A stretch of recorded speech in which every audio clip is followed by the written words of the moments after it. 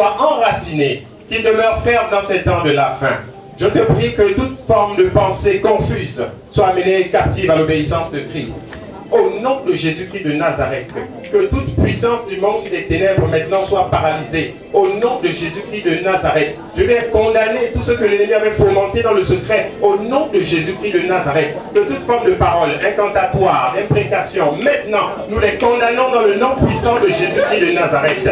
Nous proclamons que la Seigneurie de Jésus-Christ de Nazareth soit établie en ce lieu. Nous proclamons le règne de Dieu, l'étendard de Christ, la tour forte, le refuge des nations. Au nom de Jésus-Christ de Nazareth, tu es le même hier, aujourd'hui et à jamais. Nous t'invoquons, ô Dieu des cieux, le puissant de Jacob, la terreur de Jacob, Yahweh des armées, celui qui est, celui qui était et celui qui vient. Que l'honneur, la gloire, la louange te soient rendus au nom de Jésus-Christ de Nazareth. Amen. Gloire à Jésus-Christ de Nazareth. Gloire à Jésus-Christ de Nazareth, le seul vrai Dieu. Gloire à Jésus-Christ de Nazareth. Alléluia. Bonsoir tout le monde. Je suis le frère Samuel pour ceux qui ne me connaissent pas. Et nous avons pris un temps, depuis hier, nous parlons de la fin des temps, des derniers jours. Nous parlons de l'achèvement du siècle, la fin du monde. Ces mêmes expressions signifient la même chose. Elles sont certes différentes, mais elles parlent de la même chose. La fin du monde n'est autre que la fin du présent siècle mauvais. Nous sommes dans une période, depuis que Adam et Ève ont péché, ils ont remis le gouvernement du monde, ils ont remis l'autorité que Adam avait à Lucifer. Et depuis, Lucifer règne avec des hommes méchants. Et le monde est loin de Dieu, et le monde rejette Dieu, et le monde ne marche pas selon les principes, selon les commandements, selon les ordonnances de Dieu. Mais Jésus-Christ de Nazareth va venir sur la terre. Il va venir révéler Dieu, le Créateur, à un monde qui ne le connaissait plus. Il va venir révéler Dieu, le Créateur, aux hommes, même sa propre créature qui ne le connaissait pas. Et il va mourir la croix afin de rassembler les hommes, que ce soit ceux d'Israël qui le connaissaient déjà, et les gentils des nations, nous qui étions dans les nations qui ne connaissons pas Dieu. Jésus va mourir à la croix afin de les unir. Déjà afin que les hommes soient unis entre eux. Voilà pourquoi, lorsque vous voyez la croix, vous avez comme cela verticale et horizontale. Horizontale parce que les hommes étaient divisés. Les hommes n'étaient pas unis, mais horizontale parce que Jésus-Christ a rassemblé les hommes, afin qu'ils soient unis dans le lien de l'amour qui est la perfection. Verticale parce que les hommes n'allaient plus à Dieu. Les hommes étaient ici et là dans les traditions des nations, étaient dans les cultes païens, adoraient des démons. Donc verticale parce que dorénavant en Jésus-Christ, les hommes peuvent se rapprocher de Dieu, les hommes peuvent communiquer avec Dieu, les hommes ont reçu de nouveau l'Esprit de Dieu. Donc Jésus-Christ de Nazareth a accompli tout cela à la croix. Et il a vaincu la puissance des ténèbres qui maintenait les hommes dans la captivité du péché, la captivité de la méchanceté. Il les a libérés, il les a renvoyés libres. Il a brisé les chaînes de l'occultisme, il a brisé les chaînes de la sorcellerie, il a brisé les chaînes de l'ignorance. Parce que les hommes ignoraient le véritable, les hommes ignoraient la vérité. Et 3 jours plus tard, la Bible nous dit 3 jours plus tard, envers et contre tout, alléluia, 2 soldats romains centurions avaient été postés devant l'entrée du tombeau de Jésus. 2 soldats romains, alléluia. Mais il va se produire quelque chose d'inattendu. Voilà que des anges, avec l'aspect de l'éclair, vont apparaître. Et ces 2 soldats vont tomber. Ils vont tomber comme morts. Et ils vont rouler la pierre. Ils vont rouler la pierre. Et un homme qui était mort depuis 3 jours, il va sortir de là, ressuscité, glorieux, puissant, fort. Et c'est ainsi que va s'accomplir le mystère de la puissance de la résurrection. Oui, Jésus-Christ est ressuscité parce que maintenant il peut te donner une nouvelle vie. Jésus-Christ est ressuscité parce qu'il a un corps glorieux et lorsque tu mourras, toi aussi tu recevras ce corps glorieux. Et pour ceux qui ne connaîtront pas la mort, pour ceux qui ne transformeront pas leur vie mortelle au son de la trompette, à la voix d'un archange, en un clin d'œil, ils seront transformés en un corps glorieux comme le corps que Jésus avait lorsqu'il est ressuscité. Et ils vivront à jamais dans l'éternité avec Dieu. Alléluia. Mais Jésus-Christ, durant son séjour terrestre, va interpeller l'humanité. Il va interpeller les disciples au temps de la fin. Et nous avons vu hier, dans Luc 21, nous avons vu hier dans Matthieu 24, que lorsque Jésus va parler des temps de la fin, il va mettre un accent particulier quant à la séduction. Il va dire aux disciples, prenez garde que personne ne vous séduise. Parler des temps de la fin, c'est parler de la séduction. C'est parler des pièges du diable. C'est parler des ruses de l'ennemi. C'est parler de la part du Seigneur afin que les hommes soient délivrés. Beaucoup sont sous la captivité de l'ennemi. Beaucoup sont enchaînés. Beaucoup sont dans les liens de la perdition, sont dans le filet de l'oiseleur. Et je disais depuis hier que nous parlerons aujourd'hui de l'Église. Il y a la séduction qui existe dans le monde, nous l'avons vu hier, la séduction qui existe dans le monde. Mais il y a la séduction dans l'Église. Il y a la séduction dans l'Église. La séduction, c'est simplement planao, détourner de la vérité, égaré du droit chemin. Il disait, prenez garde que personne en fait ne vous égare du droit chemin, ne vous détourne de la vérité. Et aujourd'hui, même dans l'Église, il y a des hommes, il y a des femmes qui détournent les disciples, qui détournent les enfants de Dieu de la vérité. Très souvent, on a eu à pointer du doigt les pasteurs, mais en lisant bien dans les Écritures, on se rend compte que ce n'est pas toujours les pasteurs qui sont à l'origine de la séduction même dans les assemblées. Des fois, c'est vous, le peuple, les fidèles, qui peuvent être à l'origine de la séduction dans les assemblées. Des fois, le peuple peut encourager le leader, le prédicateur, à ne plus prêcher la vérité. Alors aujourd'hui, nous allons voir deux types d'assemblées, comme aujourd'hui ces assemblées existent dans ces temps de la fin, où le séducteur est le pasteur, et un autre type d'assemblée où le séducteur, c'est le peuple, c'est les fidèles qui détournent le peuple de Dieu de la vérité. Donc sans plus tarder, nous allons rentrer de plein fouet. Nous allons prendre un passage qui va nous aider. Nous allons parler du péché de Jéroboam.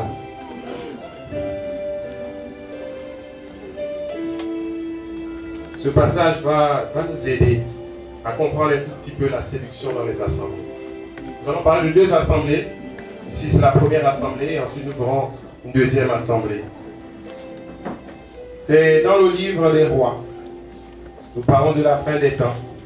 Et vraisemblablement, c'est écrit dans la Bible. C'est même dans l'Ancienne Alliance, mais ce qui se fait aujourd'hui, on avait déjà ces choses-là, ces exemples-là dans le passé. Voilà la parole de Dieu. Elle est la même hier, aujourd'hui et à jamais.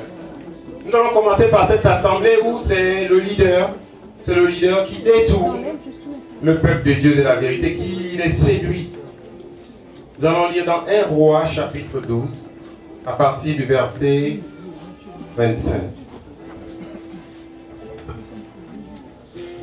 Ici, pour expliquer le contexte, nous sommes à une époque où Salomon était roi. Salomon était le roi d'Israël, mais Salomon va désobéir à Dieu. Il va aller avec des femmes païennes, et en allant avec elles, il va commencer à se détourner de la voie de Dieu. Il va se détourner davantage des commandements du Seigneur, et il va aller jusqu'à ériger des temples païens. Et à cause de ce péché, Dieu va dire, comme tu as fait cela, je diviserai le royaume d'Israël en deux. Je diviserai le royaume d'Israël en deux. Mais cela ne va pas arriver au temps de Salomon, cela va arriver au temps de son fils, Roboam. Et lorsque Roboam va prendre le pouvoir, lorsque Roboam va devenir roi en Israël, les gens vont venir, les anciens vont le consulter, ils vont lui dire, tu sais Roboam, ton père Salomon ne nous a pas bien traités. Alors toi Roboam, il faudrait que tu sois mieux, que tu sois meilleur que ton père. Et Roboam, après avoir écouté les anciens, va écouter les jeunes. Il va écouter la jeunesse. Et ces jeunes vont l'induire en erreur. Comme quoi, parfois, la jeunesse, avec le zèle amer, la fougue, parfois manque de sagesse. Oui, la jeunesse manque beaucoup de sagesse. Il est vrai qu'autre part, la Bible dit que la sagesse ne dépend pas des cheveux blancs, mais très souvent, la jeunesse manque de sagesse. La Bible dit d'ailleurs que le cœur de l'enfant est attaché à la folie. Et les jeunes gens vont mal conseiller Roboam. Ils vont dire à Roboam, ton père a maltraité les enfants d'Israël, toi tu dois les chicoter avec des scorpions, tu dois être plus dur encore. Et Roboam va venir, il va dire à tout le peuple, mon père Salomon a été dur avec vous, mais nous sommes encore plus durs. Et le peuple va dire non, si c'est comme ça, on ne va pas marcher avec toi. Voilà comment il y aura la division en Israël. À un moment donné, il y aura comme une sorte de guerre. Le prophète va venir, il va dire non, ne faites pas la guerre, vous êtes frères. Alors c'est ainsi que le schisme, la division va arriver en Israël. Une partie va aller avec Roboam qui était le fils de Salomon, et ce sera le royaume du sud, ayant pour capitale Jérusalem, qu'on appelle le royaume de Juda. Donc dans le sud d'Israël, il y avait deux tribus. Il y avait la tribu de Juda et la tribu aussi des Lévites, parce que c'est à Jérusalem que se trouvait le temple de Jérusalem. Donc c'est là-bas où on servait le Seigneur, où on adorait Dieu. Et l'autre partie, donc la plus grande partie d'Israël, les 10 autres tribus, eux, ils vont aller dans le nord, le royaume du nord, qui avait pour capitale la Samarie. Donc Israël était divisé en deux, le royaume de Juda et le royaume de Samarie. Et donc le royaume de Samarie avait pour leader, avait pour roi Jéroboam. C'était quelqu'un qui n'était même pas de race royale, que Dieu va tirer du milieu du peuple et que Dieu va établir comme roi. C'était quelqu'un qui n'était pas appelé à régner. C'était quelqu'un qui n'était pas appelé au ministère. C'était quelqu'un qui n'était pas appelé à servir Dieu. Mais Dieu, dans son amour, Dieu, à cause de son plan, il va le susciter comme cela. Il va dire, voilà, je te confie mon œuvre. Je te confie des hommes sur qui tu dois veiller. Mais regardez ce que Jéroboam va faire. Nous allons lire 1 Roi 12. 1 Roi 12 à partir du verset 25. Jéroboam est un homme qui n'était pas appelé à la royauté, qui n'était pas de race royale, que Dieu a tiré du milieu du peuple, à qui Dieu a accordé par sa grâce d'être roi en Israël. Regardez ce qu'il va faire. Or Jéroboam, 1 Roi 12 verset 25. Or Jéroboam bâtit Sichem sur la montagne d'Éphraïm, et il demeura. Puis il en sortit et bâtit Pénuel. Et Jéroboam dit en son cœur, nous allons revenir là. Et Jéroboam dit en son cœur, maintenant le royaume pourrait bien retourner à la maison de David. Si ce peuple monte à Jérusalem pour faire des sacrifices dans la maison de Yahweh, le cœur de ce peuple se tournera vers son seigneur Roboam, roi de Juda. Et ils me tueront et ils retourneront à Roboam, roi de Juda. Sur quoi le roi, ayant pris conseil, fit 2 veaux d'or et dit au peuple, vous êtes longtemps montés à Jérusalem. Voici ton Dieu, ô Israël, qui t'a fait sortir hors du pays d'Égypte. Voici ton Dieu, ô Israël, qui t'a fait sortir hors du pays d'Égypte. Il plaça un de ses veaux à Bethel et il mit l'autre à Dan. Et cela fut une occasion de péché, car le peuple allait jusqu'à Dan pour se prosterner devant l'un des veaux. Il fit aussi des maisons dans les hauts lieux. Il établit des prêtres pris parmi le peuple qui n'étaient point des enfants de Lévi. Jéroboam ordonna aussi une fête solennelle au 8e mois, le 15e jour du mois, à l'imitation des fêtes solennelles qu'on célébrait en Juda. Et il offrit des sacrifices sur un autel. Il fit ainsi à Bethel, sacrifiant au veau qu'il avait fait. Et il établit à Bethel des prêtres. Lui-même, il établissait maintenant les prêtres des hauts lieux qu'il avait élevés. Verset 33. Or, le 15e jour du 8e mois, à savoir au mois qu'il avait choisi lui-même, il monta sur l'autel qu'il avait fait à Bethel et célébra cette fête solennelle pour les enfants d'Israël. Il fit brûler des parfums sur l'autel. Voilà une histoire pleine de sens. Voilà une histoire qui nous parle un peu de ces leaders dans ces temps de la fin. Nous avons dit que nous allons parler de 2 assemblées. Une assemblée où c'est le leader qui séduit le peuple. Une assemblée où ce sont les fidèles qui séduisent le peuple. Ici, Jéroboam plutôt, était un homme que Dieu avait appelé. Un homme qui ne s'attendait même pas à être un jour roi. Mais la grâce de Dieu, à cause du plan de Dieu, à cause de l'amour de Dieu, Dieu l'a pris, Dieu l'a suscité et il l'a établi sur son peuple. Alors tout ce qu'il avait à faire, c'était de veiller sur ce peuple. Simplement, les encourager, les garder. Mais qu'est-ce qu'il va faire? La Bible dit au verset 26, et Jéroboam dit dans son cœur. Il avait un plan. Il avait la volonté de Dieu. Il connaissait la pensée de Dieu. Comment il devait veiller sur le peuple d'Israël. Il connaissait ce que l'Esprit de Dieu voulait qu'il fasse. Mais à un moment donné, il va commencer à dire dans son cœur, dans son âme, quelque chose qui n'allait pas dans le sens de l'Esprit de Dieu, de la volonté de Dieu. Et Jéroboam dit dans son cœur, maintenant le royaume pourrait bien retourner à la maison de David. Maintenant le royaume pourrait bien retourner à la maison de David. Si ce peuple monte à Jérusalem pour faire des sacrifices à la maison de Yahweh, le cœur de ce peuple se tournera vers son Seigneur, Roboam. Voilà ce que beaucoup de pasteurs pensent. Des hommes qui ont été appelés par Dieu, des hommes qui ont été établis par Dieu pour pour veiller sur l'Église, pour encourager les chrétiens, pour que les enfants de Dieu continuent d'adorer le Seigneur. Ils disent dans leur cœur, non. Il ne faudrait plus qu'ils continuent d'adorer le Seigneur comme cela. Il ne faudrait plus qu'on leur présente le véritable évangile. Sinon, ces gens, ce peuple se détourneront de moi, le pasteur. Il ne faudrait plus que je prêche le véritable évangile. Sinon, je ne pourrais plus contrôler ces gens dans les assemblées. Ils seront libres. Ils marcheront dans la vérité. Il va commencer à dire cela dans son cœur. Or, il n'avait qu'à veiller sur l'Église. Il n'avait qu'à veiller sur le peuple de Dieu. Continuer d'enseigner les enfants d'Israël. Mais il va dire dans son cœur. Il va raisonner dans son âme. Le cœur. Les pensées de l'homme ne sont pas les pensées de Dieu. Alléluia. L'âme de l'homme est tortueuse par-dessus tout. Il avait le plan de Dieu, il avait la volonté de Dieu, mais il va regarder à lui-même. Il ne va pas regarder aux intérêts de Dieu. Et il va dire, maintenant le royaume pourrait bien retourner à la maison de David. Je ne dois pas laisser ces gens continuer d'adorer le Seigneur véritablement. Je ne dois plus continuer de prêcher le véritable évangile. Qu'est-ce que je vais faire? Au verset 27, la lui dit, si ce peuple monte à Jérusalem pour faire des sacrifices dans la maison de Yahweh, le cœur de ce peuple se tournera vers son Seigneur Roboam, roi de Juda. Et ils me tueront et ils retourneront à Roboam, roi de Juda. Sur quoi le roi, ayant pris conseil, fit 2 veaux d'or et dit au peuple, vous êtes longtemps monté à Jérusalem.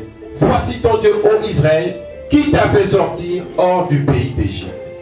Il va changer le message. Parce qu'il voulait contrôler le peuple de Dieu. Parce qu'il ne voulait pas que le peuple de Dieu continue d'adorer le véritable Dieu. Parce qu'il s'est dit dans son cœur que si je continue de prêcher l'évangile aux gens, si je continue de leur dire la vérité, ils vont sortir des assemblées. Parce que si on continue de parler de vos problèmes de concubinage, si on continue de vous dire que vous devez vivre dans la foi, dans la sainteté, de lancer le péché, vous n'allez pas rester, vous allez sortir. Par conséquent, nous ne donnerons plus les dîmes, des offrandes. Alors je ne dois plus vous prêcher le véritable évangile. Pour que je puisse vous garder, pour que je puisse vous contrôler, je dois vous prêcher un autre message. Celui du vol d'or, celui de l'Égypte, celui du monde. D'où vous revenez. Parce qu'il sait que les hommes aiment le monde. Les hommes, les chrétiens, étaient d'abord en Égypte. Et il va dire, je vais m'arrêter de dire la vérité. Et je vais véhiculer un autre message. Voilà l'église de la fin des temps. Beaucoup de pasteurs se sont dit dans leur cœur, oh, tous ces gens-là, il faut que je sois au devant d'eux. Il faut que je règne. Il faut que je m'assieds ici et là avec ma femme. Il faut que l'on domine sur eux. Il faut qu'on les manipule. Il faut qu'on les escroque. Il faut qu'on les soutire de l'argent. Et par conséquent, on ne doit pas leur dire la vérité. Si on leur dit la vérité, ils vont se détourner de nous. Parce que les gens n'aiment plus la vérité. Ils savent que les hommes n'aiment plus la vérité. Ils savent que les hommes n'aiment plus le véritable message de l'évangile. Et il va réfléchir en son cœur. Lui qui connaissait la volonté de Dieu, ces pasteurs, ces hommes ont été appelés par Dieu. Ils connaissent la volonté de Dieu. Ils doivent prêcher l'évangile. Ils doivent prêcher le véritable évangile. Afin que les hommes aillent à Dieu. Le peuple d'Israël montait à Jérusalem pour faire des sacrifices à Yahweh. Mais il va leur dire non, n'allez plus à Jérusalem. Il va créer un culte, un faux culte, comme dans les assemblées. Un faux culte, un faux évangile, comme ce qui est prêché dans le monde. La Bible dit, au verset 27, il dit, si ce peuple monte à Jérusalem pour faire les sacrifices dans la maison de Yahweh, le cœur de ce peuple se tournera vers son Seigneur. Si on vous prêche l'évangile, mais vous ne pouvez que vous tourner vers Dieu, alléluia. Le but c'est de vous présenter le Seigneur Jésus. Le but ce n'est pas que vous attachiez à un homme. Le but ce n'est pas que vous deveniez les esclaves des hommes. Le but c'est que vous marchiez dans la sainteté, que vous marchiez dans la vérité. Pas que vous vous attirez à nous. Jean le Baptiste a vu Jésus. Il a dit, ce n'est pas moi, ce n'est pas moi. Voici l'agneau de Dieu qui ôte le péché du monde. Allez, 2 des 7 disciples se sont détachés de lui et ils sont allés suivre le Seigneur. Nous voulons vous présenter Jésus-Christ dans ces temps de la fin. Nous ne voulons pas vous présenter une assemblée. Nous ne voulons pas vous présenter l'affiche d'un pasteur. Nous ne voulons pas vous prêcher un message qui fasse plaisir à vos oreilles, qui vous arrange, qui vous maintienne dans le péché. Nous ne sommes pas là pour demander votre argent. Si vous apportez à la maison du Seigneur, gloire à Dieu. Nous ne sommes pas là pour soutirer les dîmes, les dîmes, les dîmes. Nous ne sommes pas là pour encourager la débauche sexuelle dans les assemblées. L'orgueil de la vie, le matérialisme, le monde. Les assemblées sont dans le monde. Quelqu'un a dit, je cherchais l'église, je l'ai trouvé dans le monde. Et j'ai cherché le monde, je l'ai trouvé dans l'église. Le message qui est prêché dans les assemblées, c'est le monde. Et cela a commencé depuis Jéroboam, il est le premier avec ce péché. Il dit, alors, il me tuera et retournera au roi de Juda. Sur quoi le roi va prendre conseil. Comme les pasteurs, ils prennent conseil, ils sont avec leurs amis pasteurs. Et qu'est-ce qu'il va faire? Il va faire 2 veaux d'or. Et il dit au peuple, vous êtes longtemps montés à Jérusalem. Ça fait longtemps que vous avez marché par la foi. Vous êtes fatigués de marcher par la foi. C'est compliqué d'adorer Dieu par la foi. C'est la souffrance, c'est le rejet, c'est le célibat parfois, c'est le chômage. Parce qu'à cause de la vérité, vous serez persécutés. La Bible dit de ne pas voir comme une chose étrange la fournaise qui sévit parmi vous pour vous éprouver. La Bible dit que c'est par beaucoup de tribulations que nous devons passer pour entrer dans le royaume des cieux. L'évangile, c'est la souffrance. Mais il va dire, non, vous êtes trop longtemps monté à Jérusalem, vous avez trop longtemps vécu par la foi. Un Dieu qu'on ne voit pas, non, c'est pas concret. Moi, je vais vous créer du concret. Moi, je viens avec un nouveau message. L'évangile de prospérité, le mariage, les enfants, l'élévation. Et il va créer 2 veaux d'or. Les veaux d'or, lorsqu'on le regarde comme ça n'a l'air de rien. Mais en fait, les veaux d'or, c'était des idoles qu'on adorait dans le monde en Égypte. Les enfants d'Israël avaient fait le veau d'or, c'était par rapport à une divinité égyptienne qui s'appelait Apis. C'était un taureau, une tête de taureau, un corps d'homme, avec un disque solaire sur la tête. Et cette divinité représentait la virilité sexuelle, l'impudicité, la débauche sexuelle, l'idolâtrie du mariage, la chair, l'exaltation de la chair. Pire encore, le veau d'or. Le matériel, l'argent, le matérialisme, l'évangile de prospérité, l'élévation, la puissance. Tu seras un grand homme. Je te vois, ma soeur, tu vas te marier dans 2 semaines. Tu vas rencontrer un monsieur, il sera bien en blanc. Ma soeur, c'est lui ton mari. Amène-le ici, on va prier pour lui. Voilà le message qui va commencer à prêcher aux enfants d'Israël. Lui qui connaissait la vérité, que les enfants d'Israël devaient toujours monter à Jérusalem. Le vrai culte. Adorer Yahweh. Mais pour les contrôler, pour les manipuler, il va les séduire. Voilà ce que font les prédicateurs dans ce temps de la fin. Pour les prédicateurs, pour la plupart, parce qu'ils veulent avoir des âmes, parce qu'ils veulent avoir, comme ils disent, leur brebis, vont se faire initier, vont rentrer dans des francs-maçonneries, vont faire tellement de pratiques, vous prêchez un autre message, un autre évangile. Et nous voyons les résultats de cet évangile dans vos vies. Vous êtes loin de la sainteté. Vous êtes loin de la sainteté. Mais vous n'adorez plus Dieu. Vous êtes loin de la sainteté. Vous devenez comme eux. La parole de Dieu, vous raisonnez concernant cette parole et vous pensez dans votre cœur, ah, la parole ne m'arrange pas. Ah, cet évangile ne m'arrange pas. Je vais faire comme les penchants de mon cœur. Qu'est-ce que tu dis actuellement dans ton cœur? Actuellement où tu es là. Quels sont tes projets? Quels sont tes désirs? Tu veux te réaliser? Il y a beaucoup de choses dans ton cœur. Mais quand tu regardes la Bible, tu sens que ça ne va pas dans le même sens. Mais quel est le choix que tu vas faire? Lui-même, le premier, il n'a pas voulu marcher selon la parole. Il a pensé dans son cœur. Le cœur de l'homme est mauvais. La Bible dit que aussi élevés sont les cieux au-dessus de nos têtes. Aussi élevés sont les pensées de Dieu au-dessus de nos pensées. Les pensées de Dieu ne sont pas les pensées des hommes. Pierre, alors que Jésus devait mourir à la croix, ressuscité pour le salut de l'humanité, qu'est-ce qu'il va dire à Jésus? À Dieu ne plaise, tu ne vas pas mourir à la croix. Jésus va lui dire, arrière de moi, Satan, car les pensées de l'homme ne sont pas les pensées de Dieu, mais les pensées du diable. La mort de Jésus n'arrangeait pas Pierre. Ça n'arrangeait pas Pierre. Pierre voulait être roi avec Jésus à Jérusalem. Il voulait régner, il voulait dominer sur ses frères. Ça n'arrangeait pas son plan, ses projets. Et Jésus va dire, arrière de moi Satan. Et pourtant c'est Pierre qui est allé dire, arrière de moi Satan. Car les pensées de l'homme ne sont pas les pensées de Dieu. Nous comprenons par cela que la pensée humaine est diabolique. Oui. La pensée humaine est diabolique. Vous avez remarqué que la plupart de vos pensées, de vos projets, de vos aspirations vont à l'encontre de la parole de Dieu. Et voilà pourquoi l'évangile arrive, c'est compliqué pour vous de marcher sur la parole. Et c'est compliqué, les pasteurs le savent. Les pasteurs savent que si on vous dit la vérité, vous n'allez pas supporter. Vous allez sortir. Beaucoup, vous êtes là dans vos cœurs, vous avez des projets, vous avez des désirs, vous avez des envies. Parce que l'âme fonctionne avec la chair depuis que l'homme a chuté. À l'origine, lorsque Dieu va créer l'homme, c'était quelque chose d'extraordinaire. Dieu va descendre sur la terre. Et la Bible en hébreu appelle la terre Adama. Voilà pourquoi l'homme s'appelle Adam, donc terrien, l'homme tiré de la terre. Et Dieu va façonner comme ça la terre et il va créer le corps humain. Une excellente créature, vraiment sophistiquée. Quand vous regardez comment le corps humain est constitué, les yeux, toutes les choses, l'intérieur, l'œsophage, c'est une créature sophistiquée. La capacité même que le corps humain a de se régénérer lorsque l'homme se blesse, comment l'homme guérit tout seul, c'est extraordinaire. Et après avoir créé le corps comme cela, Dieu va venir et il va insuffler, il va donner son souffle, il va donner son esprit dans le corps de l'homme. Dieu, après avoir insufflé son esprit dans le corps de l'homme, l'union du corps charnel et de l'esprit de Dieu va créer une autre entité appelée l'âme. Lorsque l'esprit de Dieu va rentrer dans le corps, une autre entité va être créée, elle s'appelle l'âme. Voilà pourquoi elle déclare et l'homme devint une âme vivante. Donc l'homme se compose de 3 entités.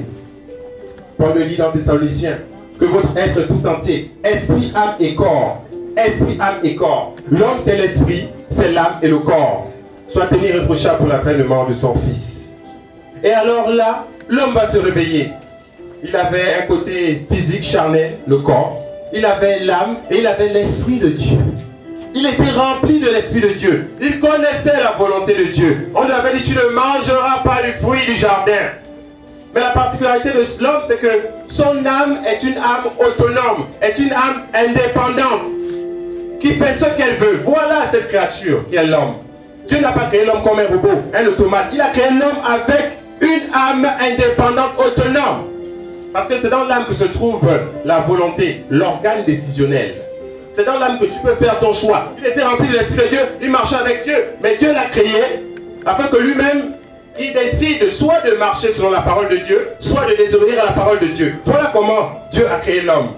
Il n'a pas voulu créer l'homme comme un robot qui lui obéisse au doigt à la lettre. Non, l'homme lui-même devait choisir d'obéir à Dieu. Et donc dans son âme, il y avait la volonté. Il y avait les sentiments, les émotions. L'homme était un être émotionnel, affectif. Et il y avait la pensée, le raisonnement, la réflexion. Il avait toutes ces choses dans son âme. Et Dieu va lui dire, voici cet arbre, tu ne devras pas manger cet arbre. La femme aussi sera au courant de la même chose. Mais la femme va être séduite. Lucifer va passer et il va jouer avec les émotions de la femme. La femme qui devait marcher par l'esprit va se laisser séduire. Voilà pourquoi les femmes sont émotionnelles. Voilà pourquoi les femmes, pour jouer avec elles, c'est toujours les sentiments. Voilà pourquoi même là, ce n'est pas facile. Il faut vraiment prier pour les sœurs. Prier pour les femmes. Parce que ça fait un bon moment. Lorsqu'une femme n'est pas mariée à un certain âge, je vous assure, il faut prier pour elle. Parce qu'elle est vraiment un être très émotif. Alors il va jouer avec les sentiments de la femme. La femme qui passait tous les jours et qui voyait le fruit là, de la connaissance du bien et du mal, qui n'avait jamais fait attention à ce fruit. Lucifer va jouer avec elle. Elle va commencer à convoiter. C'est là que la convoitise des yeux va naître. Et ensuite, elle va vouloir désirer manger le fruit. C'est là que la convoitise de la chair va naître. Et elle va se dire, si je mange de ce fruit, je deviendrai comme Dieu. L'orgueil de la vie va rentrer. Et l'homme, tenez-vous bien, l'homme voyait comment sa femme discutait avec le serpent. La Bible dit bien que Adam était à côté de Ève. Mais comme l'homme aimait tellement la femme, comme la femme était devenue une idole dans son cœur, dans son âme, il ne va rien faire. Jusqu'à ce que la femme vienne lui présenter le fruit. La Bible est claire, l'homme n'a pas été séduit, c'est la femme qui a été séduite. Adam n'avait pas été séduit. Adam était pleinement conscient de ce qu'il faisait. Mais il a choisi de désobéir à Dieu parce qu'il aimait maintenant plus sa femme que Dieu. Son âme, il a profité de vivre par rapport à son âme, par rapport au penchant de son cœur. La femme, il aimait, il avait tellement d'affection, de sentiments, que la femme était devenue son idole. Voilà pourquoi quand elle a donné le fruit, il a pris, il a mangé pour faire plaisir à sa femme. La séduction. Oui, c'est ce qui s'était passé au jardin. L'homme, au lieu de marcher par l'esprit, il a choisi de marcher par l'âme, par la chair. Marcher par l'esprit, vous n'accomplirez pas le désir de la chair. Et depuis, l'homme a un problème avec son âme, avec son cœur. Voilà pourquoi le cœur de l'homme est mauvais. Et Jéroboam, tout comme les pasteurs d'aujourd'hui, tout comme tous les enfants de Dieu, Dieu nous appelle à marcher selon ses voies. Dieu nous appelle à marcher selon son esprit. Mais le combat, c'est dans le cœur. C'est dans les sentiments, c'est dans les aspirations. C'est dans la pensée, dans l'intelligence, dans l'intellect, dans l'âme. L'homme vit plus par l'âme que par son esprit. L'homme vit plus par la chair que par son esprit. Dieu avait créé la chair, c'est vrai, afin qu'au travers du corps humain, l'homme soit en contact avec le monde matériel. Et au travers de l'esprit, l'âme de l'homme soit en contact avec le monde spirituel, donc Dieu. Et l'âme était au milieu. Et l'âme, si elle décidait de marcher toujours dans les voies de Dieu, l'homme serait toujours un homme spirituel. Il continuerait de manger le fruit de la connaissance du bien et du mal, et il continuerait de vivre pour l'éternité. Mais l'homme a préféré suivre son âme que de suivre l'esprit de Dieu qui était sur lui, que de marcher selon la parole de Dieu, que de suivre les commandements de Dieu. Il a préféré voir ce qui l'arrangeait. Il a préféré regarder à ses sentiments. Il a préféré regarder à lui-même, ce qui lui faisait le plus plaisir. Et c'est le problème des enfants de Dieu dans cette temps de la fin. Les gens ne veulent pas vivre selon l'esprit de Dieu. Les gens ne veulent pas vivre selon la volonté de Dieu parce que ça ne les arrange pas. Et ici, nous voyons un homme que Dieu a suscité, un homme qui n'était pas un prédicateur, un homme qui a été pris parmi la populace, que Dieu va établir afin de veiller sur son peuple. Alors lui, au lieu de continuer à encourager les enfants de Dieu, qui continuent à marcher sur les voies du Seigneur, non. Il va les égarer, il va les détourner du droit chemin et il va créer deux choses. Deux veaux d'or. Ici c'est l'argent, c'est mammon, mot d'origine araméenne, nous avons dit hier, qui signifie richesse, bien matériel. L'homme aime le matériel. L'homme est devenu matérialisme. L'homme a le désir de posséder. Voilà, ça lui fait plaisir. Voilà pourquoi vous mettez les publicités. Le désir d'avoir un téléphone, le désir de posséder un véhicule, le désir, les gens veulent toujours avoir, ils veulent toujours posséder, ils veulent toujours de plus en plus de vêtements, ils veulent toujours de plus en plus de maisons, ils ne se rassasient pas. Ici c'était l'or, les veaux d'or. Mais les veaux d'or aussi représentaient les désirs charnels, l'impudicité, le sexe, et toutes ces choses. Voilà pourquoi le monde d'aujourd'hui, c'est l'impudicité, c'est la sensualité. Les gens sont charnels, les gens sont plus emprunts à marcher par la chair que de marcher par l'esprit. Voilà, c'est la séduction. Voilà pourquoi Satan utilise aussi l'esprit de séduction d'une femme. La Bible parle dans le livre d'Apocalypse, la femme assise sur les nations. Satan a pris cela parce qu'il savait que pour déstabiliser l'homme, au début il a déstabilisé l'homme grâce à la femme. Et il continue de déstabiliser l'homme par la séduction féminine, la nudité. Voilà pourquoi les gens aujourd'hui s'habillent pratiquement nus. C'est la sensualité. On veut éveiller toujours chez l'homme de plus en plus les désirs charnels, qui soient charnels. On veut toujours éveiller de plus en plus chez l'homme les sentiments, les émotions. Les émotions dans vos assemblées, c'est les émotions qu'on suscite en vous. Ce n'est pas les messages qui vont vous ramener à la conscience, c'est les émotions. Alléluia, Amen, Paya. C'est tout ça, c'est les émotions. Mais vous n'allez pas sortir de là avec une idée, avec la prise de conscience pour marcher sur la parole de Dieu. Jamais. Et depuis, Lucifer travaille comme ça. L'âme, la réflexion, la chair, et le message n'a pas changé. Et voilà comment les prédicateurs aujourd'hui continuent de travailler. La Bible dit, vous êtes longtemps montés à Jérusalem. Vos prédicateurs ne veulent plus vous parler de la foi. Ils ne veulent plus cette vie de souffrance, cette marche dans le désert pour aller à la rencontre du Seigneur, dans les galères. Non, vous-même aussi vous ne supportez plus ça. Et vos pasteurs vous disent, nous avons la solution miracle. Nous allons proclamer une parole sur vos vies. Nous allons changer votre destinée. Ce n'est pas ça le thème de vos messages? Ça veut dire que ce n'est plus Dieu qui est mis en avant, mais c'est eux qui sont mis en avant. Au lieu d'amener le peuple à Dieu, mais on amène le peuple à eux. Voilà pourquoi les pancartes publicitaires, c'est leur photo, c'est leur visage. Vous devez venir vers eux. Il vous faut adorer l'image. Il faut adorer leur personnalité. Ce sont eux qui sont élevés dans vos vies. C'est l'idolâtrie des hommes. Et vous allez dans les assemblées, et quand vous arrivez, vous cherchez l'homme que vous devez idolâtrer, l'homme qui va vous dire des choses qui vous font plaisir. Voilà les temps de la fin. Voilà cette assemblée qui est séduite par le pasteur. La Bible dit au verset 28, vous êtes longtemps montés à Jérusalem. Voici ton Dieu, ô Israël. Aujourd'hui, quel est le Dieu dans votre cœur? Quel est le Dieu de ton cœur, mon frère, ma soeur? Parce que si Dieu était votre Dieu, beaucoup parmi vous, vous aurez des vies de méditation de la parole. Beaucoup parmi vous, vous aurez des vies de prière. On a fait un constat, les gens ne méditent plus la parole. Les gens ne méditent plus la parole.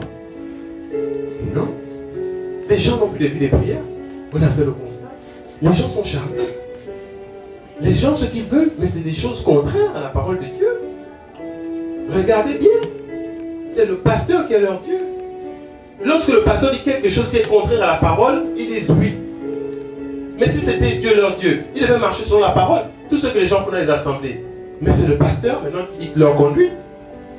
Tout c'est le pasteur. Allô pasteur, comment je dois faire? C'est le pasteur leur Dieu. Et nous les Africains, vous savez, c'est pas nouveau. Hein? Ça nous rappelle à l'époque. Longanga. Et beaucoup continuent d'aller voir ce monsieur-là, Longanga. Et il dit, vous êtes longtemps à Jérusalem, voici ton Dieu qui t'a fait sortir hors du pays d'Égypte. On a chanté le message de l'évangile.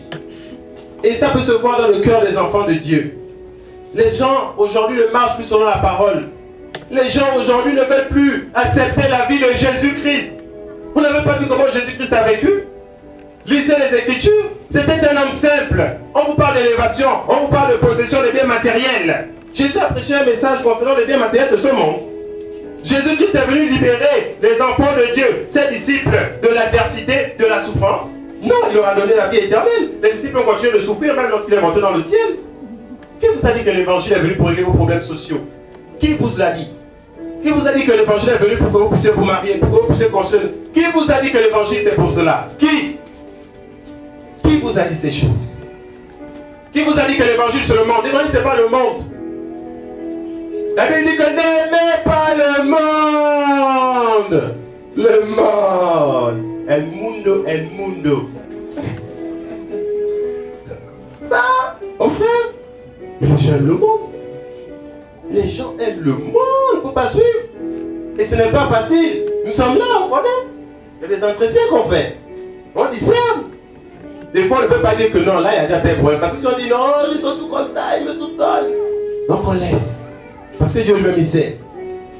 Lorsque l'ivraie avait été jeté, l'ivraie était encore petit, les anges ont dit, on va couper. Dieu a dit, non, ne l'avez pas coupé. Laissez croître. Laissez le temps. Le temps va révéler la véritable nature des gens. Et après, on pouvait bien voir l'ivraie, et on pouvait bien voir le blé. Donc, il faut laisser. C'est après qu'on juge. Il faut d'abord que la chose aille à maturité. Et voilà, Jéroboam, il va présenter le monde. Un message mondain. Comme l'évangile qui est prêché mondain, que vous aimez bien suivre à la télé. Hein? L'évangile mondain. Vos prédicateurs, vos pasteurs, que vous suivez sur Internet. Hein? Tout ce que vous désirez là. Joyce Meyer, je suis obligé de toucher Joyce Meyer là. Hein? Réjouissez-vous de votre vie. Ne va jamais vous parler de dénoncer le jamais. Un évangile qui n'amène pas les gens à la véritable conversion. Et vous avez plein de prédicateurs comme ça que vous suivez. Des bons prophètes. Voilà pourquoi vous pouvez tuer les prophètes. Pour que les prophètes vous disent des bonnes choses sur vos vies. Voilà. Et ils savent ça. Ils savent que c'est l'âme, c'est les émotions. Ils connaissent vos désirs. Ils savent que vous voulez vous réaliser. Vous refusez la souffrance de Jésus-Christ de Nazareth. Vous voulez notre évangile. Et vous êtes là, toujours avec ce voleur dans vos cœurs. Vous dites que vous voulez vous marier, mais nous savons que nous ne voulons pas. Ce n'est pas le mariage qui vous intéresse. On sait que c'est un problème de sexe. On connaît le même problème, ce n'est pas d'aujourd'hui. On sait que les gens veulent être devant. Les gens veulent être prédicateurs, ils veulent être devant. C'est un désir de supériorité. C'est se faire voir. C'est le match vu. C'est les apparences. C'est l'ostentatoire. Regardez les assemblées, comment les gens sont habillés. C'est le défilé de mode. C'est la Fashion Week. C'est la SAP. Les gens veulent se faire voir, ils veulent se faire remarquer. Regardez les assemblées, comment les gens sont habillés. C'est les mini-jupes, c'est les tenues serrées. Tu rentres dans l'assemblée, tu regardes à la porte de l'accueil, celle-là qui t'accueille, mais regardez comment ils sont mal vêtus. Le pasteur ne dit même pas un mot. Mais c'est ça. Il sait que c'est ça. La dame qui sont là, les trois dames qui sont là, qui payent les dîmes, qui soutiennent l'œuvre. Mais il connaît la vie qu'elle mène. S'il va leur dire que vous venez le péché, on va te donner l'argent. Voilà l'église. Voilà l'église. Et Jéroboam est le premier qui a expérimenté ces choses avec le peuple de Dieu. Jéroboam le premier a détourné les gens de la volonté de Dieu. Afin que les gens ne marchent pas par l'esprit, mais qui marchent par la chair, qui marchent par l'âme, qui marchent par les penchants de leur cœur. Voilà pourquoi la plupart de vos songes là, c'est pas Dieu, c'est vos cœurs. Oh, j'ai fait un songe. J'avais une robe blanche, la robe là brillait, ça s'allumait comme ça. J'avais un gros ventre, j'étais... On est à la télé avec le frère Wallace, on prêche sur le jugement de Dieu. Une fois on nous appelle, pour nous expliquer un songe comme ça. Mais on a fait la peur des temps, toi tu me dis que tu as fait un songe, tu avais une grande robe blanche, la robe là s'allumait. Et attends, quelle est cette robe de mariage qui s'allume? On sait que les anges brillent, on sait que Dieu c'est la lumière, mais la robe de mariage aussi s'allume. Vous voyez, c'est Donatique qui était dans son cœur sur le mariage. Et elle nous appelle à la télé pour qu'on explique le songe. Je réfléchis, je me suis dit, ça c'est quel songe? Voilà, c'est la vie d'Israël, elle a dit non. Maman, ton songe là, ça ne pensait pas le sujet. Ah, posez la question sur le sujet. On a coupé la femme là. Ouais, vous savez, c'est le cœur de l'homme. Dieu veut le cœur de l'homme. Le cœur de l'homme, il y a beaucoup de choses. Quand tu es là, tu sais à quoi tu penses même là. Tu as beaucoup de choses dans ton cœur, maman, hein? Plein de choses. Non, c'est vrai, ça fait un peu, mais c'est la réalité. Parfois, les gens ont du mal à marcher sur la parole de Dieu. Les gens ne veulent plus se séparer. Ils ne veulent plus se séparer. La parole de Dieu, c'est la séparation. L'évangile, c'est la séparation. L'évangile, ça fait mal. Jésus avait une croix.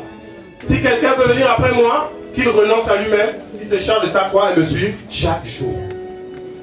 Ce passage tellement important que dans les 4 évangiles, Jésus va le répéter 5 fois. Dans les 4 évangiles, Jésus va répéter ce passage 5 fois. Cet évangile, les gens ne veulent plus. Et les pasteurs le savent. Ça fait longtemps que vous avez vécu par la foi, la chose n'est pas venue. J'ai une solution pour toi. On va te faire un massage avec l'huile d'onction. On va prendre un seau, on va mettre le sel, hein, on va faire une prière, on va aller prendre l'eau qui revient d'Israël. Hein? On va prendre le parfum de Tibi Joshua, on va te pomper ça comme ça. Pouf, pouf. Hein? D'ailleurs, tu vas même mettre la photo de ton pasteur devant ta porte. Boum! Vous avez les photos de vos pasteurs non, devant vos portes. Vous n'avez pas les photos de vos pasteurs. Vous-même, vous savez. Si on vient chez vous, il y a les photos de vos pasteurs. Vous avez des bracelets là, des machins, tout ça. On connaît. Quand on arrive à la chapelle de vainqueur, on va parler. C'est pas la grosse photo de David le Poquet devant la chapelle de vainqueur. Mais vous savez, c'est plus Dieu. Et c'est quel le message? C'est pas la prospérité. Le police, non, il faut envoyer le feu à vos ennemis. Envoyez le feu. Je visualise. Visualisez vos ennemis, je visualise. Là, tu dis ta maman, tu dis ta grand-mère, c'est la sorcière. Le feu. Vous voulez tuer. Vous êtes méchants, vous avez le manque de parole dans vos cœurs. Vous êtes là. Vous voulez vous produire, la prodada. Vous passez plus de temps devant la télévision que devant la parole de Dieu. Vous ne méditez pas. Ce n'est pas Dieu qui est dans le cœur des gens de cette génération. Les pasteurs le savent. Alors qu'est-ce qu'il va faire? La Bible dit au verset 28, qui t'a fait sortir hors du pays d'Égypte. Alors l'évangile n'est plus centré sur Jésus. C'est plus un évangile christocentrique. On n'a plus un regard sur Jésus, sur la parole de Jésus, sur la vie de Jésus. Mais maintenant c'est un regard sur le monde. C'est plus Jésus, c'est le monde. Et les gens aspirent, ils désirent tellement de choses. Tellement de choses. Vos pasteurs sont comme les gens de la télé, sont comme les ministres dans la place. Pareil, c'est les mêmes grosses voitures, c'est les mêmes habits, c'est le même orgueil, c'est le même mépris. Dans les assemblées, c'est le mépris. Les gens qui n'ont pas assez de moyens, on ne les regarde pas. C'est le même message du monde. Voilà, parce que c'est plus Jésus, on vous ramène encore dans le monde. Vous êtes dans des assemblées, vous ne voyez même pas que vous êtes encore dans le monde. Et regardez ce qu'il va faire, ça va aller plus loin. Il plaça 2 de ses veaux à Bethel et il mit l'autre à Dan. Comme on est en train d'ouvrir les assemblées ici et là, ça, ce n'est pas des assemblées. Ce n'est pas des assemblées qu'on crée ici et là. Et cela fut une occasion de pécher, car le peuple allait jusqu'à Dan pour se prosterner devant l'un des veaux. Les gens sont retournés dans le monde. Comment expliquer que les chrétiens, une ville comme Libreville, un pays comme le Gabon avec autant d'églises, comment expliquer de tels comportements qui ne glorifient pas le nom du Seigneur? Si toutes ces personnes-là que l'on voit prier au quotidien étaient vraiment de Dieu, tu ne crois pas que le Gabon serait comme cela aujourd'hui? C'est parce que la plupart là, ils ne sont pas de Dieu. Vous-même, vous avez le témoin de vos voisins. Vous-même ici, si on va chez vous, on saura qui vous êtes réellement. On saura. Et il dit au verset 31, il fit aussi des maisons dans les hauts lieux, et il établit des prêtres, pris parmi tout le peuple qui n'étaient point des enfants de Lévi. En Israël, pour servir Dieu, mais il fallait être un lévite. Il fallait avoir été appelé par Dieu. Aujourd'hui, même les gens qui ne sont pas pasteurs, on les établit, on les ordonne. L'ordination. C'est même pas biblique. Vous avez vu que les disciples ont été ordonnés, Paul a été ordonné, Timothée a été ordonné. La Bible dit, mettez-moi à la part Paul et Barnabas pour l'œuvre à laquelle je les ai appelés. Il n'y a pas eu d'ordination. Aujourd'hui, n'importe qui, on le prend, on leur donne, et vous les suivez. La plupart de vos prédicateurs, ils n'ont même pas l'appel de Dieu. La plupart, ils n'ont pas l'appel de Dieu. Mais pour les établir au-dessus de vous, on organise une ordination. Il n'a rien à voir avec la parole de Dieu. Mais comme vous ne lisez pas la Bible, vous êtes toujours là, vous assistez à ces ordinations, où on les habille maintenant comme des papes. Ce sont des mini-papes, avec des longs chapeaux rouges, avec des grosses tenues, avec des grosses croix d'évêques. Mais c'est ceux-là vos pasteurs. Vous savez que c'est ceux-là vos pasteurs. Mais ça n'a rien à voir avec la parole de Dieu. Hein. Ça n'a rien à voir. Parce que quand on fait l'ordination comme ça, c'est pour vous dire, vous voyez, c'est lui l'homme de Dieu, c'est lui qui a été établi par Dieu. Or que l'ordination n'est même pas biblique. Mais vos pasteurs, tous sont ordonnés. Archevêques, évêques, avec des grosses tenues, des grosses torches. Et donc quand vous rentrez dans l'assemblée, vous le voyez avec la grosse croix, vous dites, oui, c'est lui l'homme de Dieu. Il s'habille encore comme un catholique. Mais quel est cet évangile? Est-ce qu'à Bethanie, ils avaient cette tenue des prêtres catholiques dans les années 80-90? Mais pourquoi tous aujourd'hui ont cette tenue des prêtres catholiques? Qu'est-ce qui s'est passé entre-temps? Entre-temps, ils ont commencé à prêcher comme on était là, mais aujourd'hui ils ont les grosses touches comme les prêtres catholiques. Qu'est-ce qui s'est passé entre-temps? Mais ils ont baptisé. Le cérémonie de l'ordination, mais c'est les cultes, c'est les initiations à la franc-maçonnerie. Voilà pourquoi vos assemblées sont dirigées par la franc-maçonnerie. Et le message qu'on vous balance, mais on s'assure, c'est un message du monde. C'est la franc-maçonnerie qui est pour le matériel. C'est la franc-maçonnerie qui est pour le sexe. C'est la franc-maçonnerie. C'est le monde, c'est l'Égypte. C'est la sorcellerie, c'est la manipulation. Voilà pourquoi dans les assemblées, les gens sont contre le pasteur dit un mot. Les gens ont même peur de leur pasteur. Si le pasteur dit tu parles de mon péché, là, Dieu te maudit parce que lorsque l'enfant de Noé avec la nudité, il a parlé, il a été maudit. Donc vous aussi, si vous parlez de mon péché là, vous êtes maudit. Voilà pourquoi dans les assemblées, ils peuvent voir le péché de leur pasteur, ils ne vont jamais parler de ça. Mais vous savez ça, moi j'ai été dans les assemblées, on sait ce qui se passe. Les pasteurs sont devenus vos dieux. Vous refusez l'évangile, les pasteurs sont devenus vos dieux. Et c'est des ordinations. Vous-même, on vous ordonne. Même vous-même, on vous ordonne. C'est même pas biblique. Mais parce que vous suivez plus ce que le pasteur dit que la parole de Dieu. La plupart des gens qui s'élèvent, ils n'ont même pas l'appel de Dieu. Et pour ceux qui ont l'appel de Dieu, ils ne sont même pas encore prêts pour exercer. Et ces gens-là exercent. Et ces gens-là sont pasteurs. Et ils ouvrent des églises. D'autres vont toucher à des choses. Ils travaillent avec des esprits de python. Toutes ces mamans-là que j'ai rencontrées, ces prophétesses-là, qui travaillent avec des esprits de python.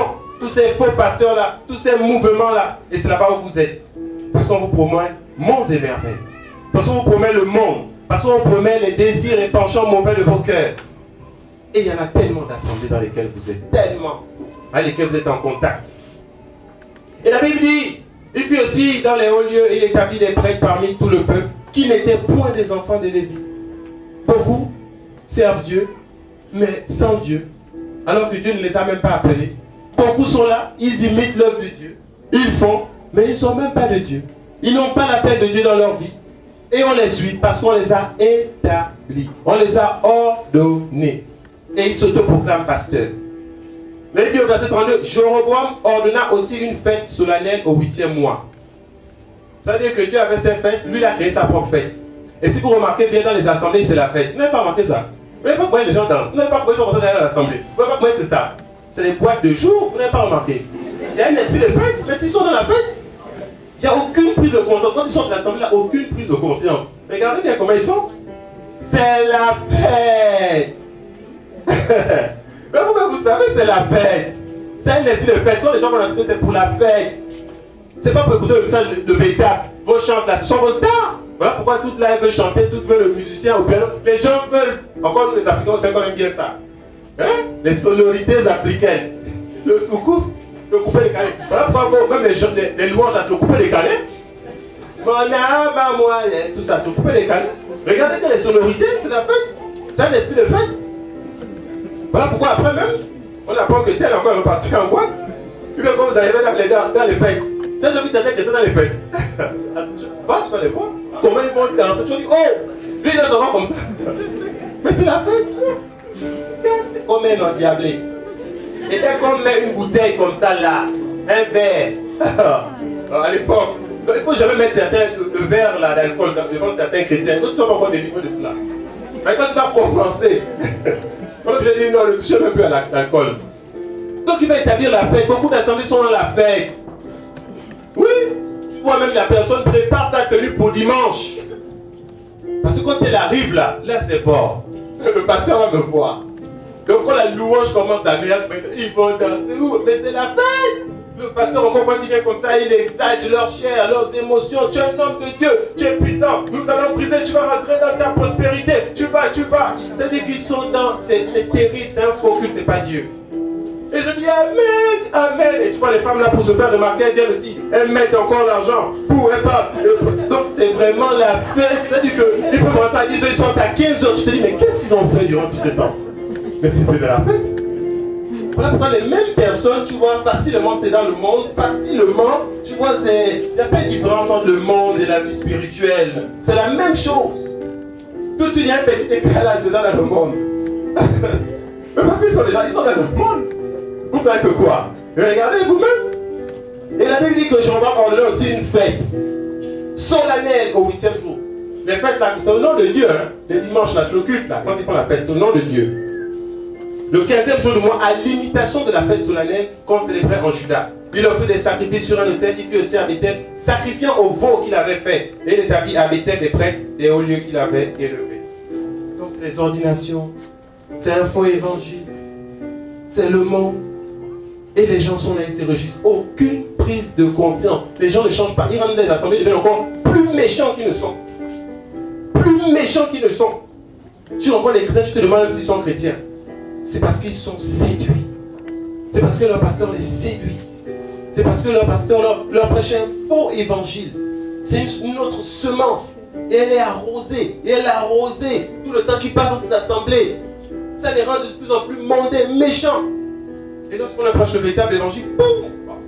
Ils sont bizarres. Non, ils se prennent pour qui ils veulent jouer au spirituel. Ah non, c'est la secte de Shora. Ah, les gens de Shora là. La secte de Shora. Parce qu'ils ne supportent plus la vérité.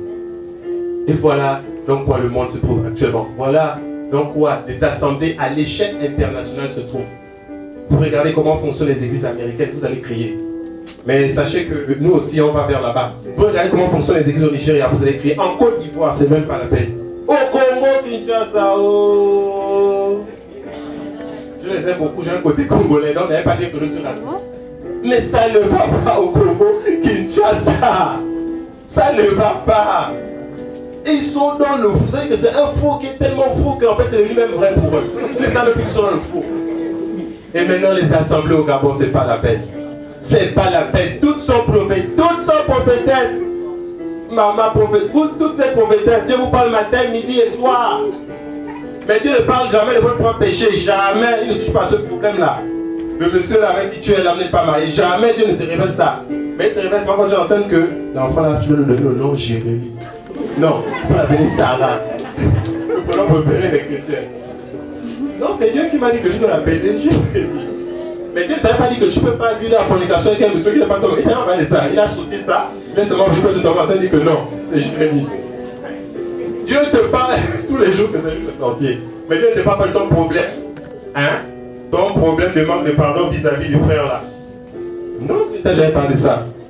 Mais tu parles toujours de ce qui t'a rendu. Tout le monde est prophétesse, tout le monde est chant, tout le monde est à la batterie, tout le monde est musicien, tout le monde est pasteur, tout le monde doit se pardonner, tout le monde doit être diacre dans la semaine, tout le monde... Voilà l'église aujourd'hui. Dieu n'est pas là. Et ils sont les mêmes. Voilà pour les assemblées à Libreville, bourrées de francs-maçons.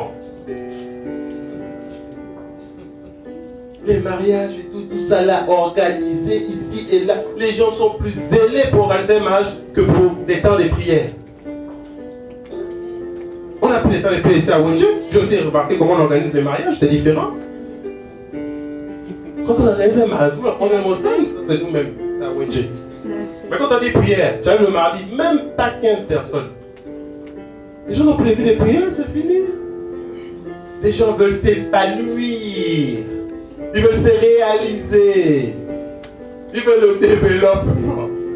Voilà pourquoi les mêmes chrétiens, durant les élections, mais il faut les voir comment ils prennent des positions pour des partis politiques. Mais c'est le même message, plus c'est ce qui est dans leur cœur. Le politicien vient dire ça, mais vous les voyez, même ils sont pas à se battre. Non, même si on est chrétien, les choses doivent changer. Moi je vais marcher sur la route aujourd'hui. Mon frère, tu es chrétien, tu n'es pas de ce royaume. Non, parce qu'il n'a pas le véritable évangile en lui. Voilà l'église dans la fin des temps. Voilà le message que les pasteurs véhiculent aux gens. Donc les gens ne changent pas. Ils sont mondains, ils sont dans les assemblées. Voilà Libreville, voilà le Gabon. Les gens charnels, les gens mondains, les gens qui refusent Dieu. Voilà l'église dans le monde entier. Les gens ne supportent plus la sainte doctrine. Ils reçoivent d'autres esprits. Parce que le message que vous recevez aussi un autre esprit. Un faux évangile vient aussi avec un autre esprit. On va le lire. On va prendre 2 Corinthiens 11, verset 4. Tous les messages que vous recevez qui ne sont pas de Dieu, vous croyez que quel esprit travaille derrière? Mais c'est l'esprit du monde, c'est l'esprit de la séduction, c'est le serpent, c'est Satan. Les gens sont mordus. Et Satan connaît l'œuvre de la semence dans le cœur d'un homme. Le cœur d'un homme est comparé à la terre. Donc, 2 Corinthiens 11, verset 4, je veux lire.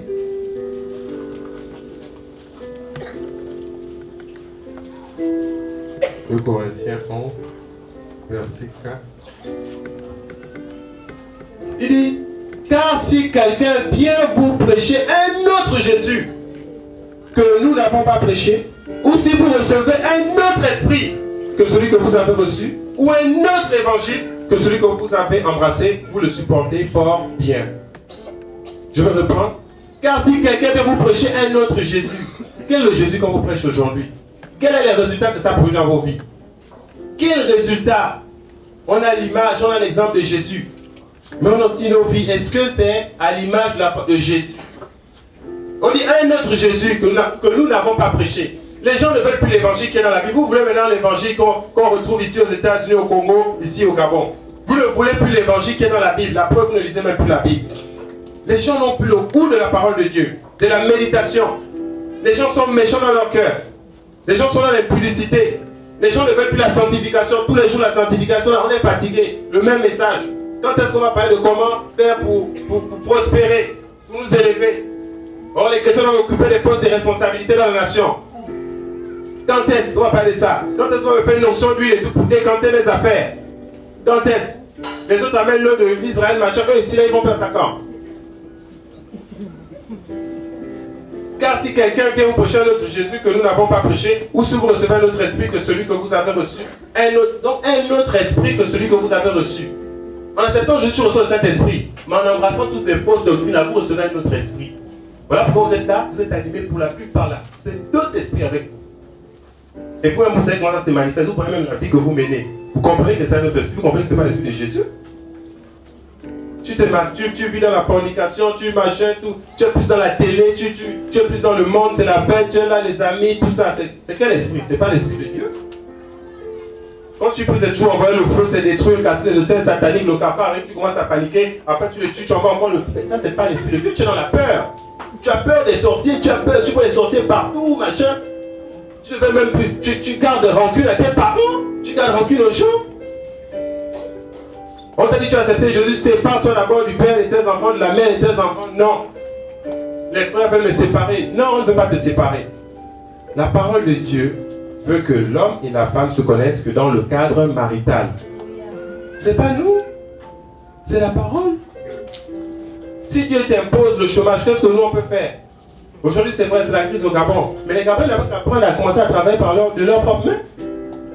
Pourquoi vous êtes toujours travailler au bureau? Le bureau c'est fini. Commencez à faire quelque chose de vos propres mains. Sortez de la paresse. Sortez de la paresse, vous êtes paresseux. Les Gabonais on est paresseux. Et on vient vous prêcher encore un faux évangile. Tu vas prospérer, tu vas prospérer. Mais c'est toujours toi qui es en train de donner, tu es en train de donner au pasteur, tu vas prospérer. Tu as l'église tous les jours. Quand tu te lèves, tu travailles. Qu'est-ce que tu fais? Donc les gens ont un autre esprit actuellement dans les assemblées, dans le monde entier. Ils ont un autre esprit, c'est plus l'esprit de Dieu, parce que l'esprit de Dieu on le connaît, c'est la patience. Tu n'es pas patient. Tu veux tout de suite, tu veux avoir, tu veux avoir, tu n'es pas patient. Attends, Dieu a appelé Abraham. Dieu connaissait le souci d'Abraham, il voulait un enfant. Mais Dieu l'a donné un enfant 25 ans plus tard. Vous savez pourquoi? Parce que Dieu attendait que l'idolâtrie de désirer un enfant là meure dans son cœur. Après il a dit, au temps où Abraham ne s'entendait même plus, bon, tiens l'enfant. Il ne disait plus rien. Mais toi, qu'est-ce qui est dans ton cœur que tu veux, tu désires tellement que parce que tu n'as pas ça, tu n'as même plus le goût de prier. Tu n'as même plus envie de lire la Bible. Quand on te voit, c'est comme si tu sortais d'un enterrement. Frère, qu'est-ce qu'il y a? Les combats. Quel combat? Arrête ça. Quel combat? Soyez patients, n'aimez pas le monde. Pour savoir comment on veut, nous là, on va dépendre de Facebook. C'est là-bas on sait qui vous êtes, les jeunes. Dans votre Facebook, on sait comment vous êtes. C'est le monde. Il n'y a pas le fruit de l'Esprit de Dieu. Dès qu'on te touche comme ça, d'abord, même toi laquelle là, tu connais. Le hérisson, paf, les épines. Ce que la sœur m'avait fait le point là. Parce qu'on est en Christ. Non. Il y a un problème. Ton caractère n'a pas changé. Toutes ces années là. Et quand tu pries, tu prêches. Alléluia, le Coran. Dès qu'on te touche comme ça là. Les gens n'ont pas le fruit de l'Esprit de Dieu. vais d'abord toucher un peu les couples là. Je vais toucher là aussi. Même qu'on n'est pas bébé, c'est pas grave. Nous là, déjà, on a nos problèmes. Donc même si vous m'attaquez, c'est pas grave. Vous qui êtes mariés là. Mais qu'est-ce qui ne va pas? Hein? Qu'est-ce qui ne va pas? On est là, nous ici, là, aujourd'hui. Qu'est-ce qui ne va pas? Ça ne va pas dans les couples. Il y a pas de communication. Les gens se battent dans les couples chrétiens. C'est le problème.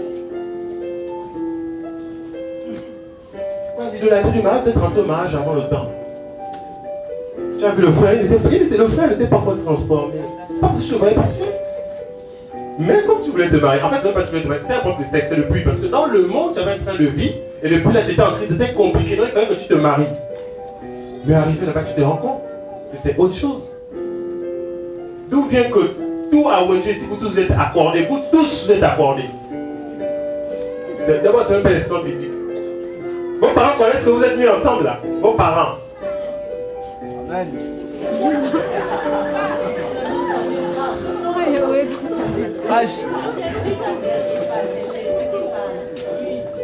Et tout. Ça veut dire qu'on n'est pas mieux que les autres, mais on doit prêcher la parole, alléluia.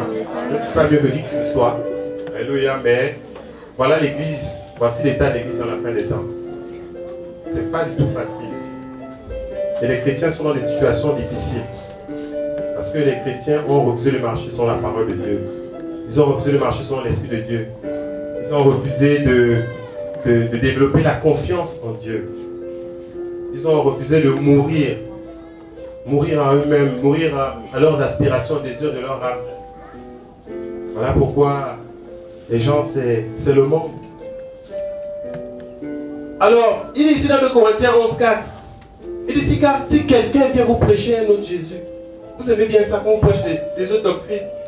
Plein de doctrines quand vous prêchez. Vous avez plein de doctrines là. Vous êtes là, vous êtes assis là. Plein de doctrines dans lesquelles vous êtes. Plein de fausses doctrines. Il dit, vous le recevez fort bien. Je connais des gens, ils étaient ensemble aujourd'hui, ils sont repartis à l'église catholique. Je connais des gens, ils sont repartis dans des assemblées bizarres. Ils sont dans des pratiques bizarres. Parce que je ne peux pas citer les noms des pasteurs. On ne va pas les citer. On ne peut pas citer. Mais des gens sont retournés à autre chose. Et ça peut se voir. Parce qu'ils reçoivent quoi? Ils reçoivent une autre semence. Vous savez, le cœur de l'homme est comparable à la terre. Et donc, ce que tu écoutes, ce que tu reçois, c'est-à-dire que tout ce que l'homme voit, tout ce que l'homme entend, nourrit son âme. Et ils savent ça. Voilà pourquoi c'est la télévision qu'on a développée pour vous transformer.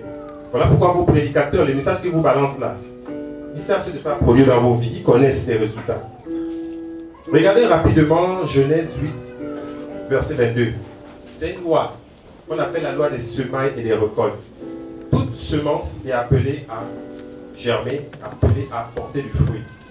Tout ce que tu vas recevoir, la manière dont tu vas arroser ton cœur, c'est le fruit là aussi que tu vas récolter.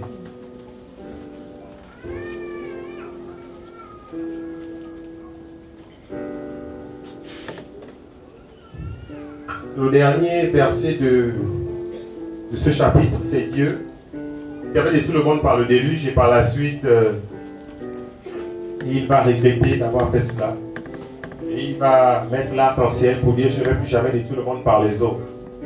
Et il va dire ici au verset 22, tant que dureront les jours de la terre, les semailles et les moissons, le froid et la chaleur, l'été, l'hiver, le jour et la nuit ne cesseront point. Ici, il va parler des lois qui régissent ce monde. Et parmi les lois qui régissent ce monde, il y a une loi qui est là. Tant que durant les jours de la terre, les semailles et les moissons. La loi des semences et des récoltes. C'est une loi. Tout ce qu'on va semer dans ton cœur va produire un fruit. Tout ce que tu entends, tout ce que tu vois aura le résultat. Et ils savent, ça va pourquoi ils ont développé la télévision. Voilà pourquoi ils ont changé le monde autour de nous. Afin que ce que l'on voit, ce que l'on entend, les histoires que vous écoutez, les messages que vous recevez, vous transforment, vous donnent de produire un fruit par rapport à la semence. Souvenez-vous dans Genèse, les arbres étaient porteurs de leur semence. Quand on met la semence du manguier, il produit le manguier, on met le noyau, c'est le manguier qui sort. On met la graine d'arachide, c'est l'arachide qui sort. Mais si on te prend chez notre évangile, tu vas produire quel fruit? Et les gens reçoivent un autre évangile et ils produisent un fruit conforme à cet évangile. Donc le diable connaît que cette loi-là est d'actualité, la loi des semailles et des récoltes, les semences et les moissons. Donc il vous ensemence avec des fausses doctrines, on vous ensemence et on peut voir le fruit. Votre manière de vous habiller, votre manière de parler, le goût que vous avez pour les séries télévisées, hein, les séries qui mettent en avant la sensualité, le charnel, la nudité, les histoires affectives, là, vous aimez bien ces choses-là. Tel était avec tel, machin, tel a cassé avec tel, ils sont revenus, voilà, tel n'aime pas. Vous aimez bien ces choses-là. Parce que c'est les semences que vous recevez. Si c'était la semence de Dieu, on pouvait voir la séparation avec le monde.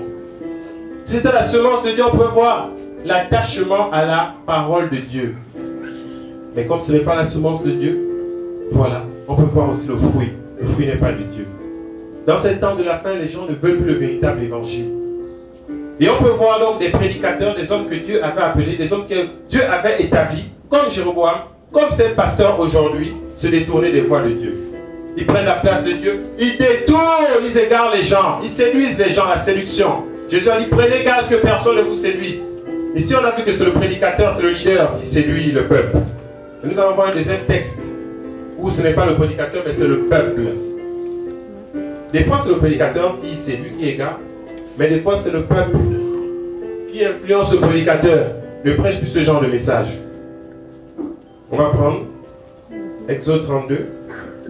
C'est un passage que nous connaissons. Mais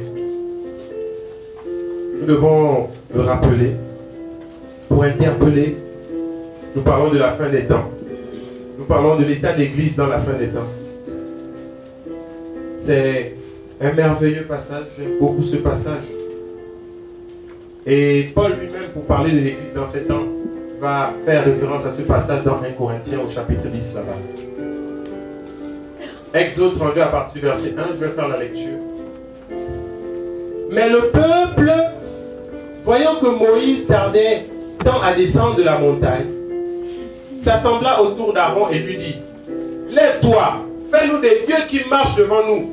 Car quant à ce Moïse-là, cet homme qui nous a fait monter du pays d'Égypte, nous ne savons pas ce qui lui est arrivé. Et Aaron leur dit, mettez en pièces les anneaux d'or qui sont aux oreilles de vos femmes et de vos fils et de vos filles, et apportez-les-moi, apportez-les livres.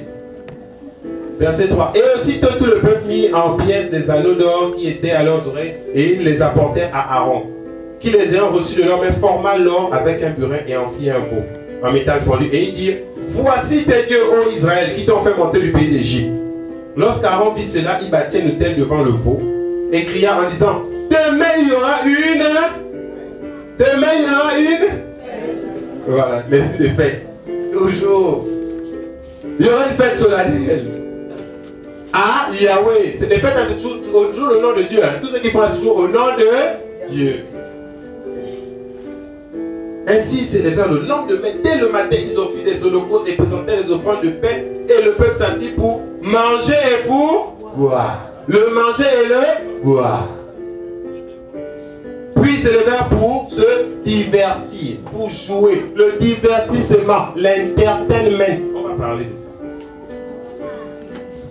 Verset 7. Alors Yahweh dit à Moïse, va descendre, car ton peuple que tu as fait monter du pays d'Égypte s'est corrompu, s'est détourné. Jésus, pour descendre déjà, pour revenir les prendre, ça ne va plus en bas sur la terre. Ils se sont promptement détournés de la voie que Dieu avait ordonnée. Et se sont fait un veau en métal fondu et se sont prosternés devant lui. Ils lui ont fait des sacrifices, puis ils ont dit, ce sont ici tes dieux, ô Israël, qui t'ont fait monter du pays d'Égypte. Yahweh dit encore à Moïse, j'ai regardé ce peuple et voici, c'est un peuple au cou raide. On va s'arrêter là. Alors voilà un passage qui nous parle de l'Église dans les temps de la fin. Moïse ici est l'image de Jésus-Christ qui a sorti les enfants d'Israël de l'Égypte, de l'esclavage du péché et de Satan. Jésus, en mourant sur la croix, a sorti les hommes, a sorti son peuple de l'esclavage du péché et de Satan. Et Jésus, alors qu'il a été mis en terre, il a ressuscité 3 jours plus tard, il est monté dans les cieux. Et depuis, nous attendons la venue du Seigneur, n'est-ce pas? Nous attendons tous l'enlèvement, c'est pas cela. On attend que Jésus vienne nous enlever. Alors donc, le peuple voyant que Moïse tardait tant à descendre de la montagne. Les gens sont là et disent que depuis là qu'on dit l'enlèvement, l'enlèvement. Il vient quand ce Jésus? Ça dort. Depuis là, l'enlèvement, le même message d'enlèvement, mais Jésus vient quand? D'abord, il y aura quel enlèvement? Tous les jours, le pasteur prêche l'enlèvement. Là, oui, le peuple s'assembla autour d'Aaron. Donc, il va venir voir le pasteur. Il va dire, et lui dit, lève-toi, fais-nous des dieux qui marchent devant nous. Parce que Jésus, depuis qu'il est parti là, on ne sait pas la foi là. C'est pas concret, c'est pas le concret. Nos vies là n'avancent pas depuis là. On ne sait pas. Car quant à ce Moïse, quant à ce Jésus qui est parti, à cet homme qui nous a fait monter du pays d'Égypte, nous ne savons ce qui lui est arrivé. Est-ce que Jésus va encore revenir? Depuis qu'on attend l'enlèvement, depuis là, on ne sait pas ce qui lui est arrivé. Et avant le repas, donc le pasteur voit que les gens ne veulent plus le message de la fin.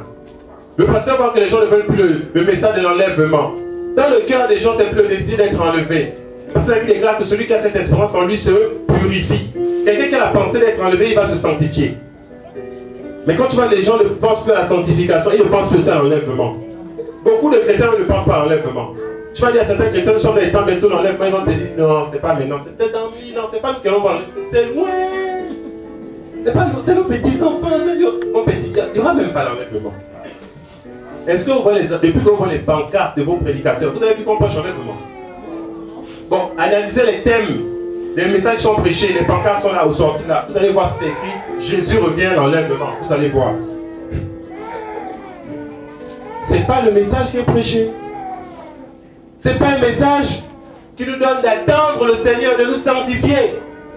C'est un autre message qui est prêché. Et là, c'est le peuple, ce n'est pas le pasteur. J'ai vu beaucoup de pasteurs se faire corrompre par le peuple. J'ai vu. Beaucoup de pasteurs ici à Libreville étaient authentiques. Mais c'est leurs fidèles. Ils sont venus entendre des pièges. Ils sont venus mettre des pots de malade. Ils ont fait tout un jeu au pasteur. Ça l'a déstabilisé. Au point, il ne pouvait même plus leur dire la vérité. Et il a changé, il s'est corrompu. Donc les gens ne supportent plus la vérité. Les gens ne veulent plus le véritable message de l'évangile. Et avant leur répondit, bon, je vais passer un autre message. Je vais prêcher le message du temps. L'évangile de prospérité. L'élévation. Le mariage à tout prix. La télé-réalité dans l'église. Je vais prêcher un autre message. Et avant leur répondit, mettez en pièces des anneaux d'or qui sont aux oreilles de vos femmes, de vos fils et de vos filles, et apportez les moyens à prêcher le message de apportez à la maison du Seigneur les dîmes et les offrandes, et vous serez bénis, et vous pourrez sur nous pas de sorte des églises de cieux. Mettez-moi de sorte à l'épreuve, apportez les dîmes, apportez.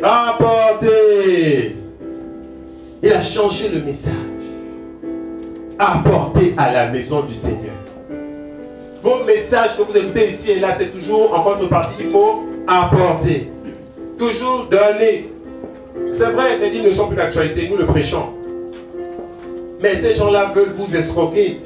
Ces gens-là veulent votre argent. Et vous continuez de donner votre argent. Soit disant, si vous ne payez pas la dîme, vous serez maudits. Donc les gens ont même peur lorsqu'ils ne payent pas leur dîme. Ils ont peur. Il a changé le message. Ce n'est pas ton argent que Dieu veut ton cœur.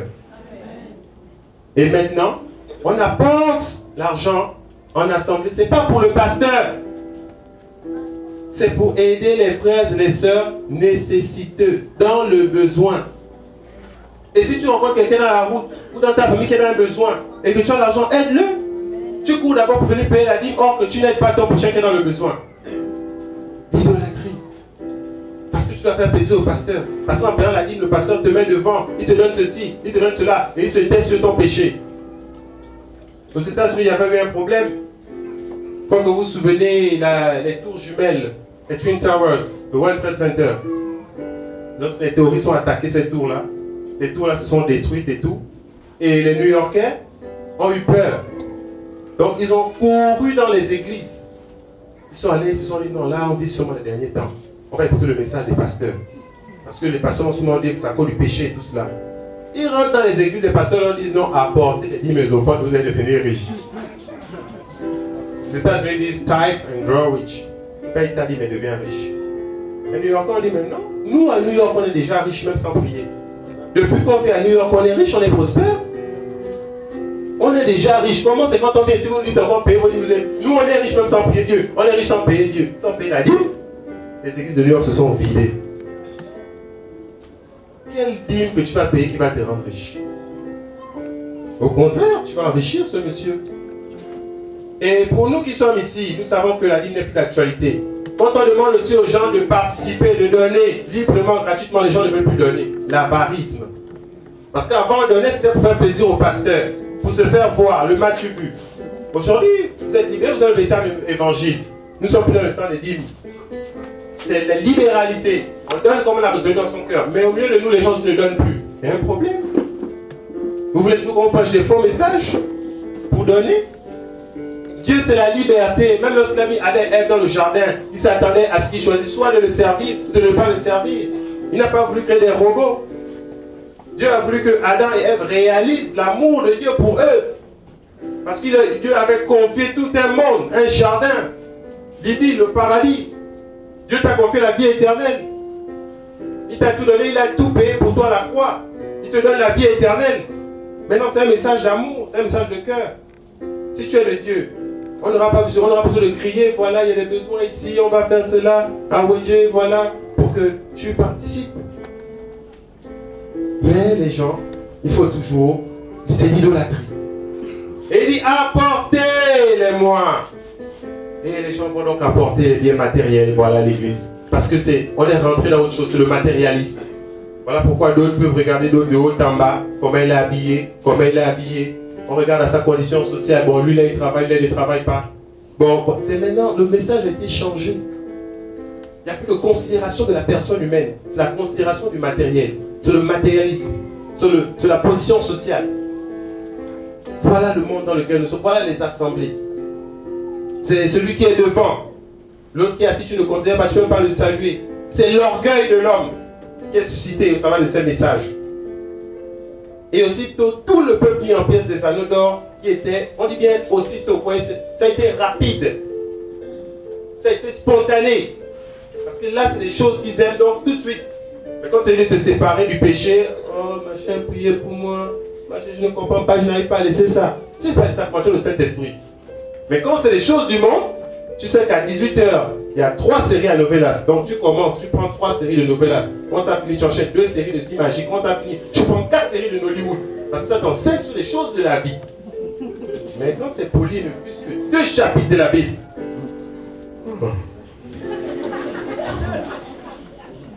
Donc ça veut dire que les gens ne supportent plus la parole de Dieu. Ouais. Vous êtes là, on se connaît. On se connaît, les gens sont spontanés pour les choses du monde. Il y a une spontanéité là qui ne s'explique pas. Et aussitôt, tout le peuple mis en pièces des anneaux d'or qui étaient à leurs oreilles et les apportèrent à Aaron. Qui les ayant reçus de leur maître forma l'or avec le butin et en fit un veau. Comme je disais, le veau ici, c'était par rapport au dieu qui existait en Égypte, Apis.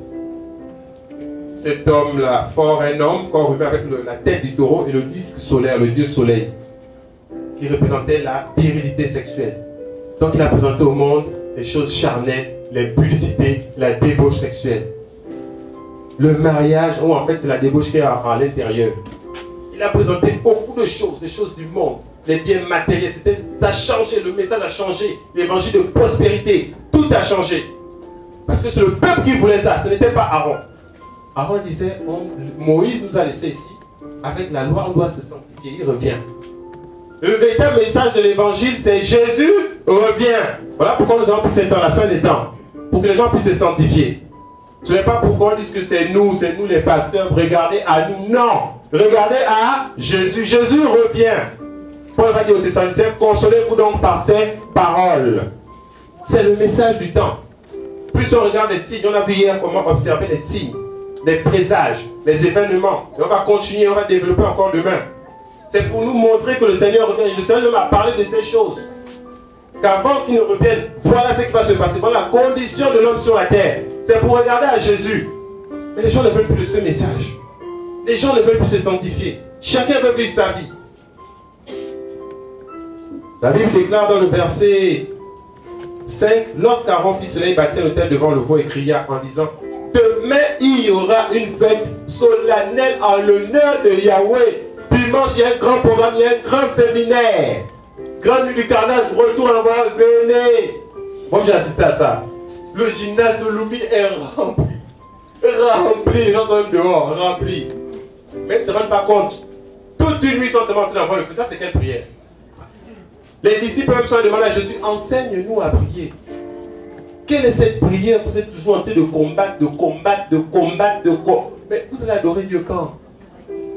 Et quand vous regardez les combats, c'est pourquoi? C'est pour posséder ce à quoi ils aspirent.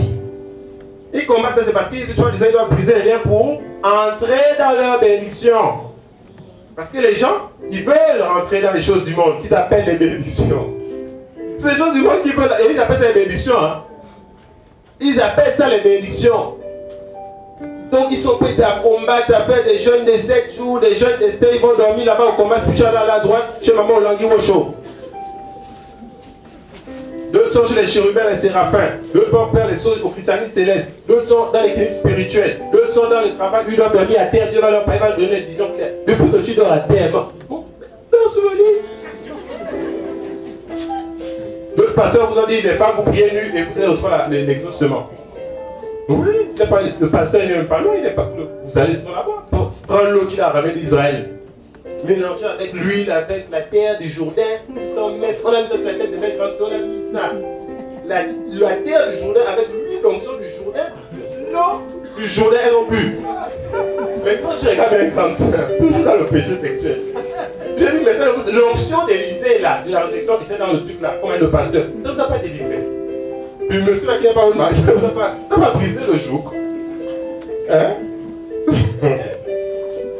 Là, avec ce qui va se le royaume de Dieu. Mais il y a encore une onction qui arrive au temple de Jérusalem. Vous-même, vous irez. Vous êtes là, mais vous-même, vous savez. D'autres, vous êtes encore chez les Nganga. Chacun sait ce qui est dans son cœur. On est là, on rigole, ça fait rire. Mais chacun sait ce qui est dans son cœur. C'est ce qu'on appelle les bénédictions. Je suis rentré dans ma bénédiction. Je vais posséder mon héritage. Lorsque je marche, tout Dieu te donnera, je pourrai à mes pieds. Tu arrives chez quelqu'un, tu veux prendre sa place au bureau, tu t'assois sur sa chaise, tu dis tout Dieu que... Mais pourquoi tu veux prendre la place au bureau? Et c'est comme ça que vous allez faire la sorcellerie dans les bureaux, dans les administrations. La femme d'autrui, tu dis non que c'est une sorcière, parce que tu veux prendre son mari. Mais le marié, non, c'était pas elle sa femme, elle c'est la sorcière, elle a envoûté, c'est moi sa femme que Dieu a suscité. Voilà pourquoi je veux prier pour qu'elle meure. Oh, mais vous savez, on n'est pas des assemblées de gens, mais on connaît, on était dans les assemblées, on se connaît. J'étais des pasteurs ici, de renom. On était dans le bureau, ils disaient, non, vous savez, Samuel, si on leur dit des vérités, ils vont sortir de l'assemblée. Donc, quand tu prêches, sois un peu... Voilà. Et ils ne prêchent plus le feu comme ils prêchaient à l'Italie dans les années 80. Ils sont passés à notre évangile. C'est le matériel, c'est le mensonge, c'est l'hypocrisie, c'est l'orgueil, c'est les disputes. Les gens dans les assemblées se disputent, ils se font la guerre. Chacun va occuper telle poste, chacun machin. C'est les Congos, ça, c'est une ambiance, c'est une bien ambiance. Parce que ce n'est pas le Saint-Esprit qui est là, c'est plus Dieu qui est là. Alors il va dire... Au verset 5, demain il y aura une fête solennelle à l'honneur de Yahweh. Solennelle à Yahweh. Ainsi s'élevèrent le lendemain. Dès le matin, ils offrirent des holocaustes et présentaient les offrandes de paix. Ouais. À qui? Au veau d'or. Et le peuple s'assit pour manger et pour boire. On va se toucher pour manger ou boire. Puis ils s'élevèrent pour se divertir. Le manger et le boire. Voilà pourquoi tous les gamins sont assis en train de boire. Hein? Le manger et le boire. Lorsque ton congélateur est vide, est-ce que tu pries toujours? Lorsque tu es dans le chômage, ça n'est pas parce que tu es toujours zélé pour le Seigneur. Le manger et le boire.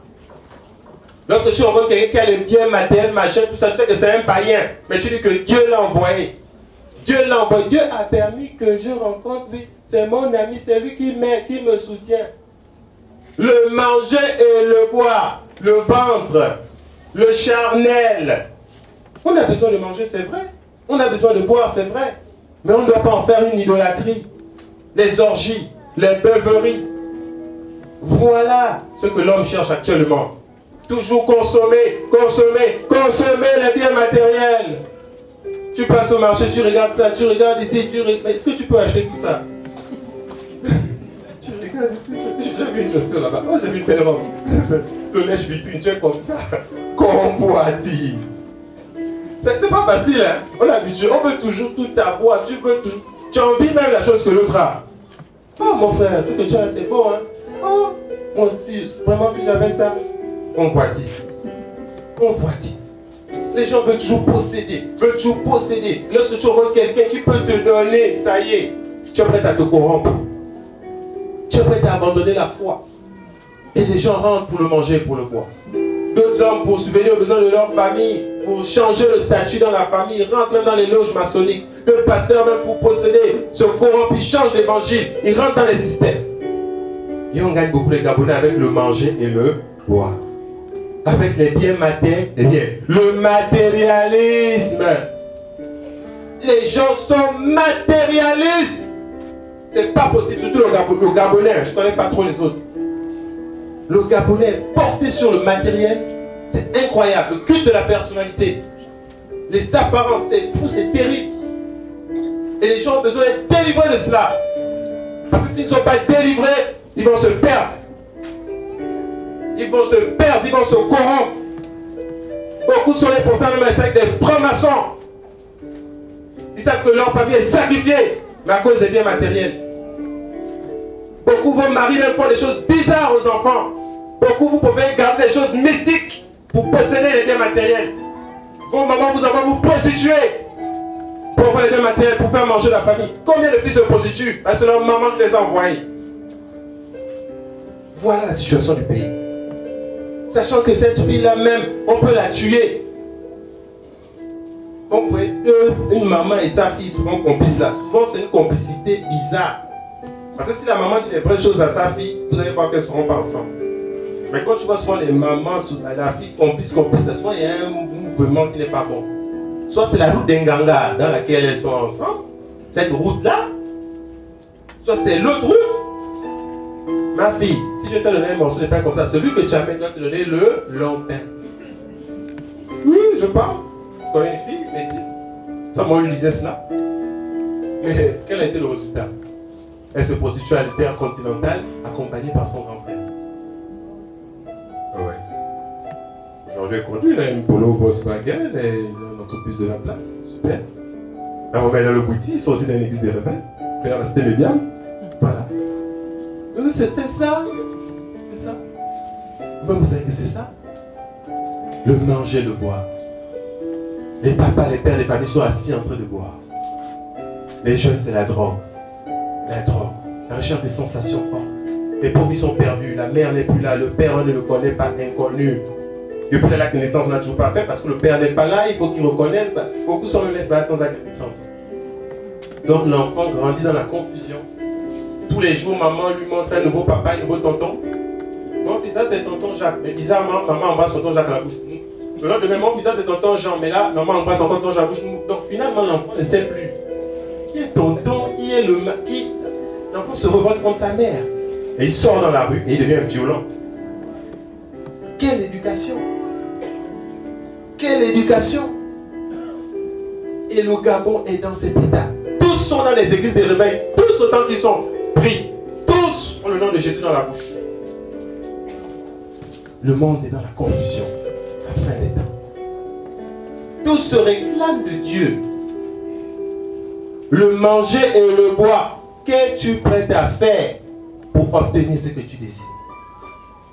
C'est la question qu'on pose aux gens. Quelles sont tes aspirations? Quel est ton désir? C'est quoi? Qu'est-ce qui est dans ton cœur? Qu'est-ce qui brûle là? Qu'est-ce que tu veux? Les gens qui ne vont pas mourir à ces choses, malheureusement, ils ne pourront pas tenir dans la foi. Ils ne pourront pas. Vous refusez la simplicité. Vous refusez la patience. Vous voulez tout avoir du jour au lendemain. Vous voulez tout posséder. Vous ne voulez plus attendre. Voilà le monde dans lequel nous sommes. Et les pasteurs l'ont compris et ils vous présentent ces choses. Le manger et le boire. Les gens mangent, ils sont assis en train de boire. Manger, boire, les gens boivent, ils boivent. Oh! Rien que pour la vie de Libreville, 3 brasseries. Une génération alcoolique, les enfants boivent, c'est incroyable. Ils ont mélangé des drogues. Les mamans boivent. Après, ils se mettent à danser. Ils ont leur morceau préféré. Je suis calé. Je suis calé. Tu es calé dans le péché, mais tu es aussi calé pour l'enfer. Et même les dirigeants de ce pays savent que vous aimez la distraction. Tous les jours, ils vous emmènent ces gens-là. Il n'y a pas l'eau dans Libreville. Les établissements, ils manquent des plats. Mais c'est vous les mêmes, quand il y a concert, vous allez danser, je suis calé. Vous êtes en assemblée, mais chez vous, vous dansez, je suis calé. Devant trace, du matin, ils sont en train de danser devant la télé. La télévision. La Bible déclare, et il s'est levé pour se divertir. Le divertissement, l'entertainment, le divertissement. Voilà une industrie dans le monde. La paix, le divertissement, la télévision, l'internet, les réseaux sociaux. Le divertissement, la musique mondaine. Même dans les assemblées, c'est le divertissement. Les industries qui ne connaissent jamais de faillite. Les boîtes de nuit, les bars. Toutes les jeunes Gabonaises veulent être maintenant gérants des snack bars. Bizarre. Voilà le divertissement. Les gens veulent se divertir devant leur poste téléviseur. Ils ne veulent pas marcher sans. Ils ne veulent pas méditer. Ils veulent seulement se divertir. Les gens ont des problèmes avec le divertissement. Et là, vous buvez. Même dans les bars quartiers, dans les taudis, tout le monde a Canal Sat. Ils boivent. Ils suivent Canal Sat. Comment les gens dans l'opulence, eux-mêmes, ils sont dans les bars quartiers, les taudis. Ça crée la confusion dans leur esprit. Parce que leur vie au quotidien est différente de la vie qu'ils voient à la télévision. Ça crée le complexe en eux. Ça crée le matérialisme en eux, la frustration. Et ça les amène à avoir une vie bizarre. C'est fait à dessein. On vous balance des images subliminales à la télévision, vous montre des programmes dans le but de vous détruire ça. Le divertissement, les musiques mondaines, Internet, mais c'est grave. Vous savez pas que le produit le plus recherché sur Internet, c'est la pornographie? Voilà pourquoi beaucoup ont des problèmes avec ça. Les gens, toujours dans leur WhatsApp, Facebook, mais quand est-ce que tu vas t'asseoir? Des gens veulent se dire, des gens veulent se divertir, ils veulent se faire plaisir. Voilà le monde. C'est le divertissement. Et ils le savent, ils vont toujours vous divertir. Il y aura toujours de l'argent pour faire venir les concerts, vos soi-disant stars, on va toujours les faire venir là-bas en Ontario. Ça va, vous allez les suivre, concerts, 2500, allez, vous tous. Des fois, j'ai même peur quand ils arrivent au rond-point des armes là-bas. Tous les petits bandits de Libreville, quand ils arrivent, c'est rempli. J'ai peur parce que c'est le braquage. C'est rempli. On arrive à réunir tous les gens de Libreville, on les met en Ontario là-bas pour les concerts. C'est terrible. Une jeunesse qui s'est complètement égarée du droit chemin. Les parents même ont lavé les mains. Les parents, ils ont lavé les mains. Comment expliquer que ces jeunes-là sont dehors dans la route, leurs parents ne les cherchent pas? Nous, dans les années 80, 18h, c'était le signe pour se laver. 18h, on savait, lampadaire. Paf, dès que je vois un lampadaire, je veux me laver. Mes amis m'embêtaient les lampadaires. Vous savez que dès qu'il y a un lampadaire, plus obligé de décale comme ça, je veux me laver. Mais je ne pouvais plus faire ça devant eux parce qu'ils m'embêtaient les lampadaires. Donc, je regardais un jour au ballon, puis parce que je me regarde, je veux me laver. Parce que si je vais me laver à 18h, là, on va me bastonner. Mais vous là, d'abord vous ne devez même pas aussi vous laver. Bon, les petits garçons sont comme ça. Hein? Tous les petits garçons les prennent avec l'eau. C'est pas ça. Mon petit. Voilà quand je te regarde. Je vais prendre avec l'eau avant. C'est mon ami. C'est-à-dire qu'il n'y a plus d'éducation. C'est plus les véritables valeurs qui sont présentées à la jeunesse. Les psychologues français ont dit la personnalité, c'est 2 choses. L'éducation de base et l'instruction. Et on a eu le Gabon.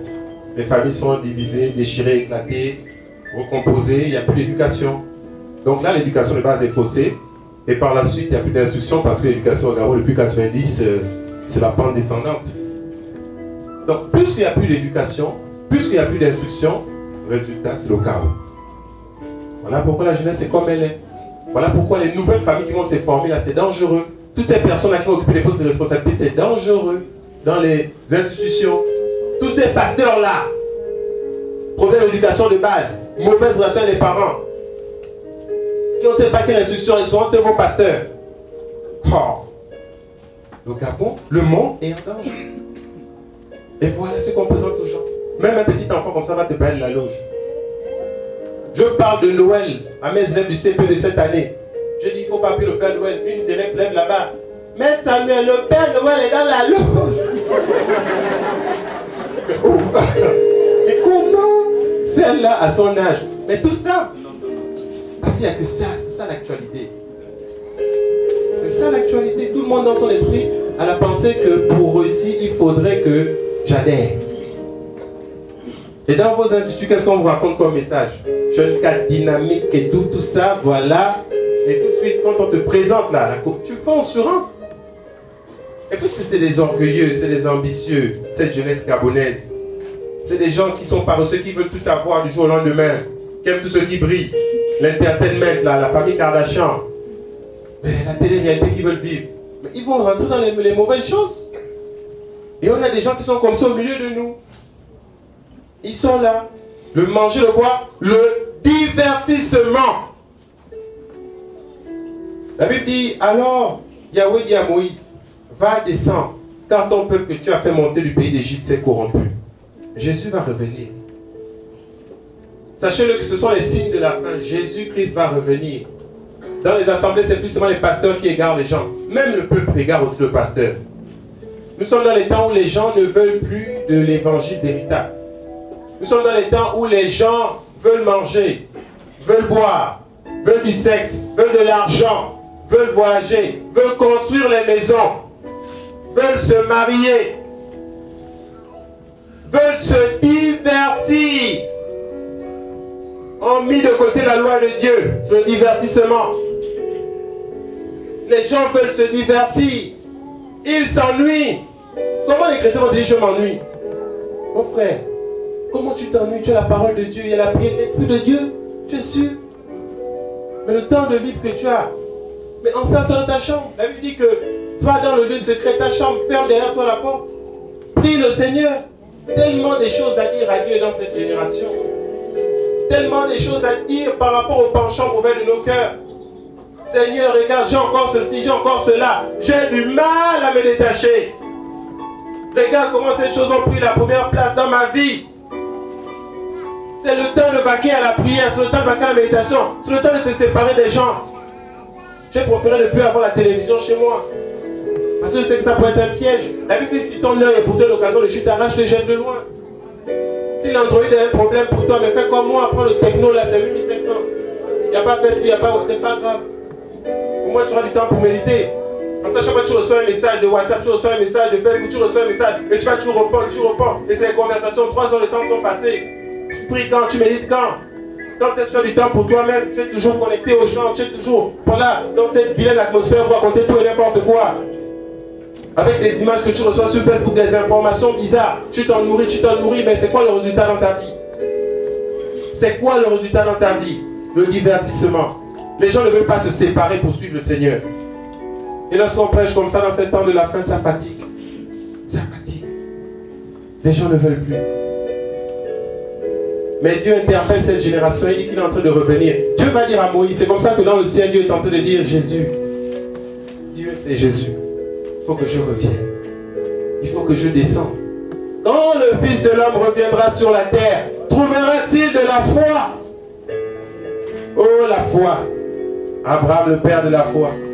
Dieu lui dit, va vers une terre que je te montrerai. Abraham se lève, il marche, mais il ne sait pas où il va parce que Dieu a dit, je te montrerai. Dieu ne lui a pas montré déjà où il allait. Ce n'était pas un plan détaillé. Il n'a pas dit, va comme ça. Non, il va, et c'est avec le temps que Dieu va lui dire, tu vas comme ça. Donc il est parti sans savoir où il allait. Je ne sais pas de quoi sera fait mon lendemain. Mais ce n'est pas pour autant que je serai dans les inquiétudes. On marche par la foi. Non pas parce que l'on croit, vous voulez quoi? Vous voulez du palpable, du matériel. Non, Dieu est esprit. Et il veut que ceux qui l'adorent en vérité en esprit. C'est la foi. C'est la simplicité. Dieu veut que l'on sorte du monde. Il a sorti les enfants d'Israël d'Égypte, les a amenés dans le désert. Il ne voulait pas de cette vie de l'Égypte. Il ne voulait pas de ce monde de Babylone. Et il les a amenés dans le désert, loin de toutes ces choses. Séparez-vous, sortez du milieu d'eux. Sortez de l'Égypte, sortez de Babylone. Sortez des religions. Sortez de vos ambiances malsaines avec vos parents, qui vous conduisent toujours dans les choses qui ne glorifient pas le nom du Seigneur. Beaucoup refusent de se séparer de leur famille. Ils préfèrent rester ensemble dans les mauvaises choses. Nous aimons nos parents. Mais si mes parents me disent, nous ici c'est le coup, quoi, c'est le jamais, je dis non. Ils me disent toujours, Samuel, depuis avant que les missionnaires ne viennent, on n'avait pas la parole de Dieu. On vivait comment? On adorait Dieu, on adorait le diable. On me pose toute cette question dans la famille. Je dis, on adorait le diable. Vous ne connaissez pas Dieu? Dieu va dire, Jérémie, les coutumes des nations ne sont que de la vanité. Vos coutumes, vos us et coutumes, vos traditions, vos mariages, la coutume. Vous aimez bien ça? Tu es chrétienne, allez, on va te mettre le carolin, on va t'habiller en raffia, on va te faire asseoir, on va venir compter l'argent lesquels on va t'acheter publiquement. Tu es chrétienne, tu ne veux pas qu'il y ait un problème. Tu es dans la tradition, tu es dans quoi? Tu sais ce que signifie le carolin? Tu sais ce que cela représente? La texture argileuse du carolin, tous ces raffias, toutes ces choses. Tu as terre, on t'achète. Allez, tu es une marchandise. Lorsque Dieu a amené Ève à Adam, il a dit paye, paye. Et vous allez prendre des versets, vous les déformez comme ça. Il y a une soeur qui est là, on passe pour la dot. Mais elle a laissé mariage, la coutume. Elle a pris la dot. Mais ça n'a pas raté. Persécuté, on a dit tu vas, il faut que tu témoignes ça pour encourager. Depuis qu'elle a pris la dot, là, maintenant les démons, allez, va persécuter. Qu'est-ce qui se passe? On a dit non, parce que tu as pris la part de la dot. Elle est venue voir, on a dit non, on va te donner le micro, il faut que tu témoignes. Parce que quand on leur parle ici, ils se fâchent contre nous, parce que c'est nous, on est bizarres, nous les jeunes, on est bizarres, on veut quoi? Vous connaissez, avant quand on ne connaissait pas la vérité, c'était une chose, mais quand Dieu vous révèle quelque chose, et vous continuez vous-même, Satan sait que vous êtes en Christ, hein? Et si vous voulez encore avoir un pied chez lui, vous saurez que Satan, il existe, il est réel. Et il va vous réclamer. Vous voulez les choses du monde, mais Satan va vous récupérer. Ces choses, ce sont ces choses. Dieu n'a pas créé le monde que vous voyez, il avait créé le jardin d'Éden. Il n'a pas créé ce système matérialiste que vous voyez. Ce conseil, ces pensées-là, ce système de pensée-là, de mœurs-là, tout ce qui se fait là, ce n'est pas de Dieu. Il n'a pas créé ce système. Voilà pourquoi il prend les enfants des Israéliens d'Égypte, il les amène dans le désert où il n'y a pas ce système. Il te sort, il te dépouille de toutes ces choses.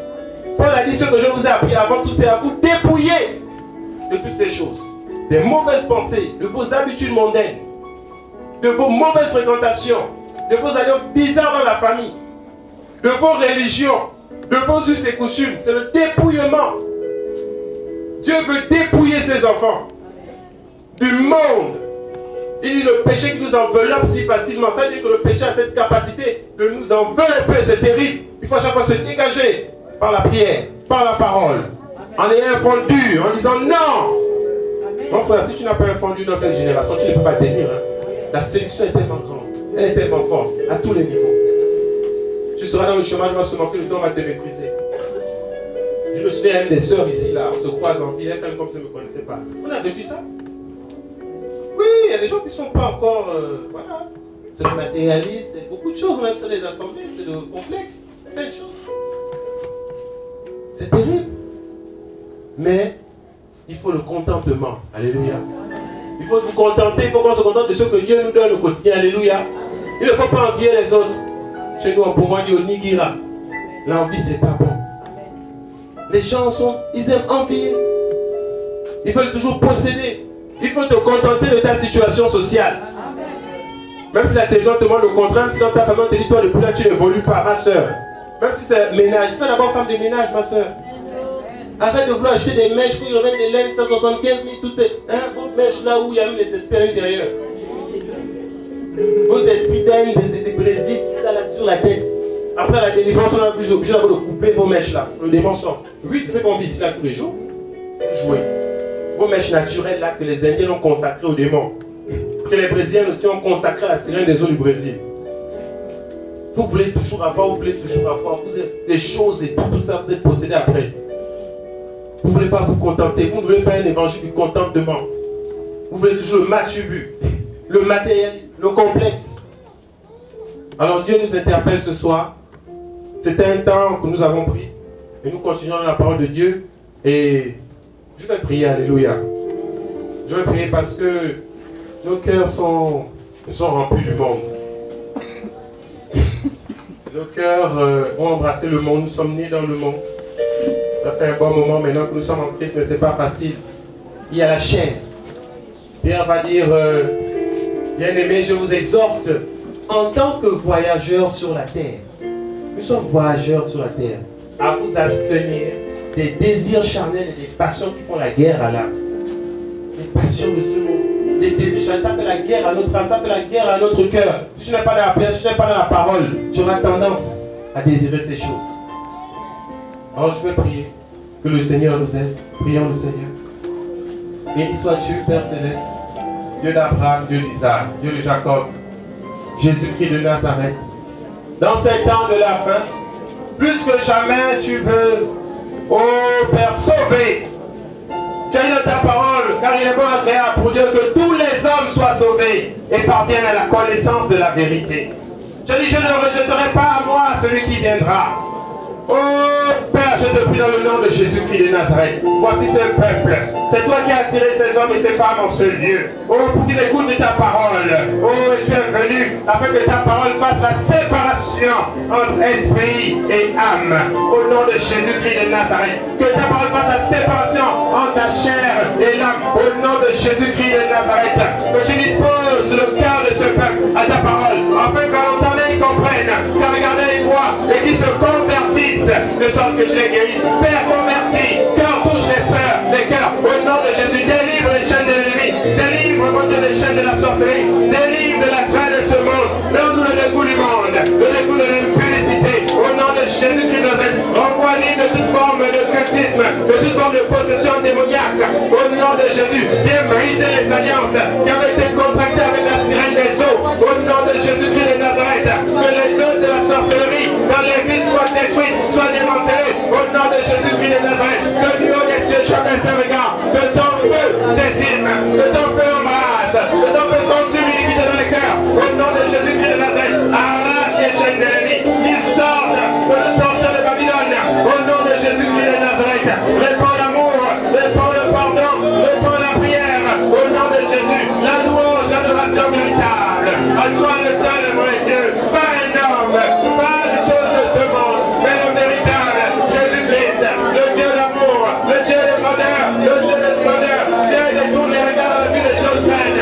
Viens, mon Dieu, mon roi, détourner les hommes de la bonne manière de miséricorde de leur Père. Au nom de Jésus-Christ de Nazareth, viens arrache maintenant les chaînes de Lucifer. Au nom de Jésus-Christ de Nazareth, Père, viens affranchir le péché. Au nom de Jésus-Christ de Nazareth, viens au nom des cieux, dans cette temps de la fin, que tu aies pitié, réponds par le feu, réponds par le feu, viens consumer l'iniquité dans le cœur. Au nom de Jésus, oh nul n'est juste, mais lui le juste, c'est mes péchés, afin que nous soyons justifiés devant ta présence, afin que nous puissions paraître devant toi, sans tâche ni ride. Tu reviens chercher ton église, une église sans tâche ni ride, une église comme bien des sandales, afin de l'arracher, afin qu'elle soit avec toi, dans la félicité divine, de tout dans l'église. Père, ta grâce maintenant, ta grâce est sur la base dans nos vies, où le péché abondait, que ta bonté soit sans cesse renouvelée, au nom de Jésus-Christ de Nazareth. Père, nous te prions, nous te supplions dans cette heure de la fin. Aide, mon Dieu, mon roi, visite ton peuple, au nom de Jésus-Christ de Nazareth. Nous avons besoin de toi. Regarde ces hommes, regarde ces femmes, regarde ce peuple languissant, mon Dieu. Réveille-nous dans la prière, réveille l'esprit de supplication et l'esprit d'intercession. Je te prie dans le nom de Jésus-Christ de Nazareth. Nous avons besoin de toi. Garde ta grâce, que ta bonté se renouvelle chaque jour. Oh, envoie la pluie de la première et de l'arrière-saison. Oh, de déverser une onction de supplication, d'intercession. De tenir les genoux fléchis devant toi. Amène-nous à l'abri secret. Oh, l'abri secret. Celui qui demeure à l'abri du Tout-Puissant repose à l'ombre du Très-Haut. Amène-nous à l'abri du Tout-Puissant. Oh, Dieu des cieux. Nous voulons être dans le repos. Nous demandons le repos pour nos âmes. Nos âmes sont troublées. Nos âmes sont tourmentées. Nos âmes sont dans les attraits de ce monde. Nos âmes sont dans la séduction. Nos âmes sont dans la convoitise. Bien séparés dans nos vies ce qui est vil de ce qui est précieux. Bien séparés dans nos vies ce qui est vil de ce qui est précieux. Délivre-nous de la fornication. Délivre-nous de la drogue. Délivre-nous de la masturbation. Délivre-nous de l'alcool. Délivre-nous de la sorcellerie. Délivre-nous des fausses alliances qui ne glorifient pas ton nom. Oh Dieu des cieux, tu aimes ton peuple. Oh, tu aimes les hommes.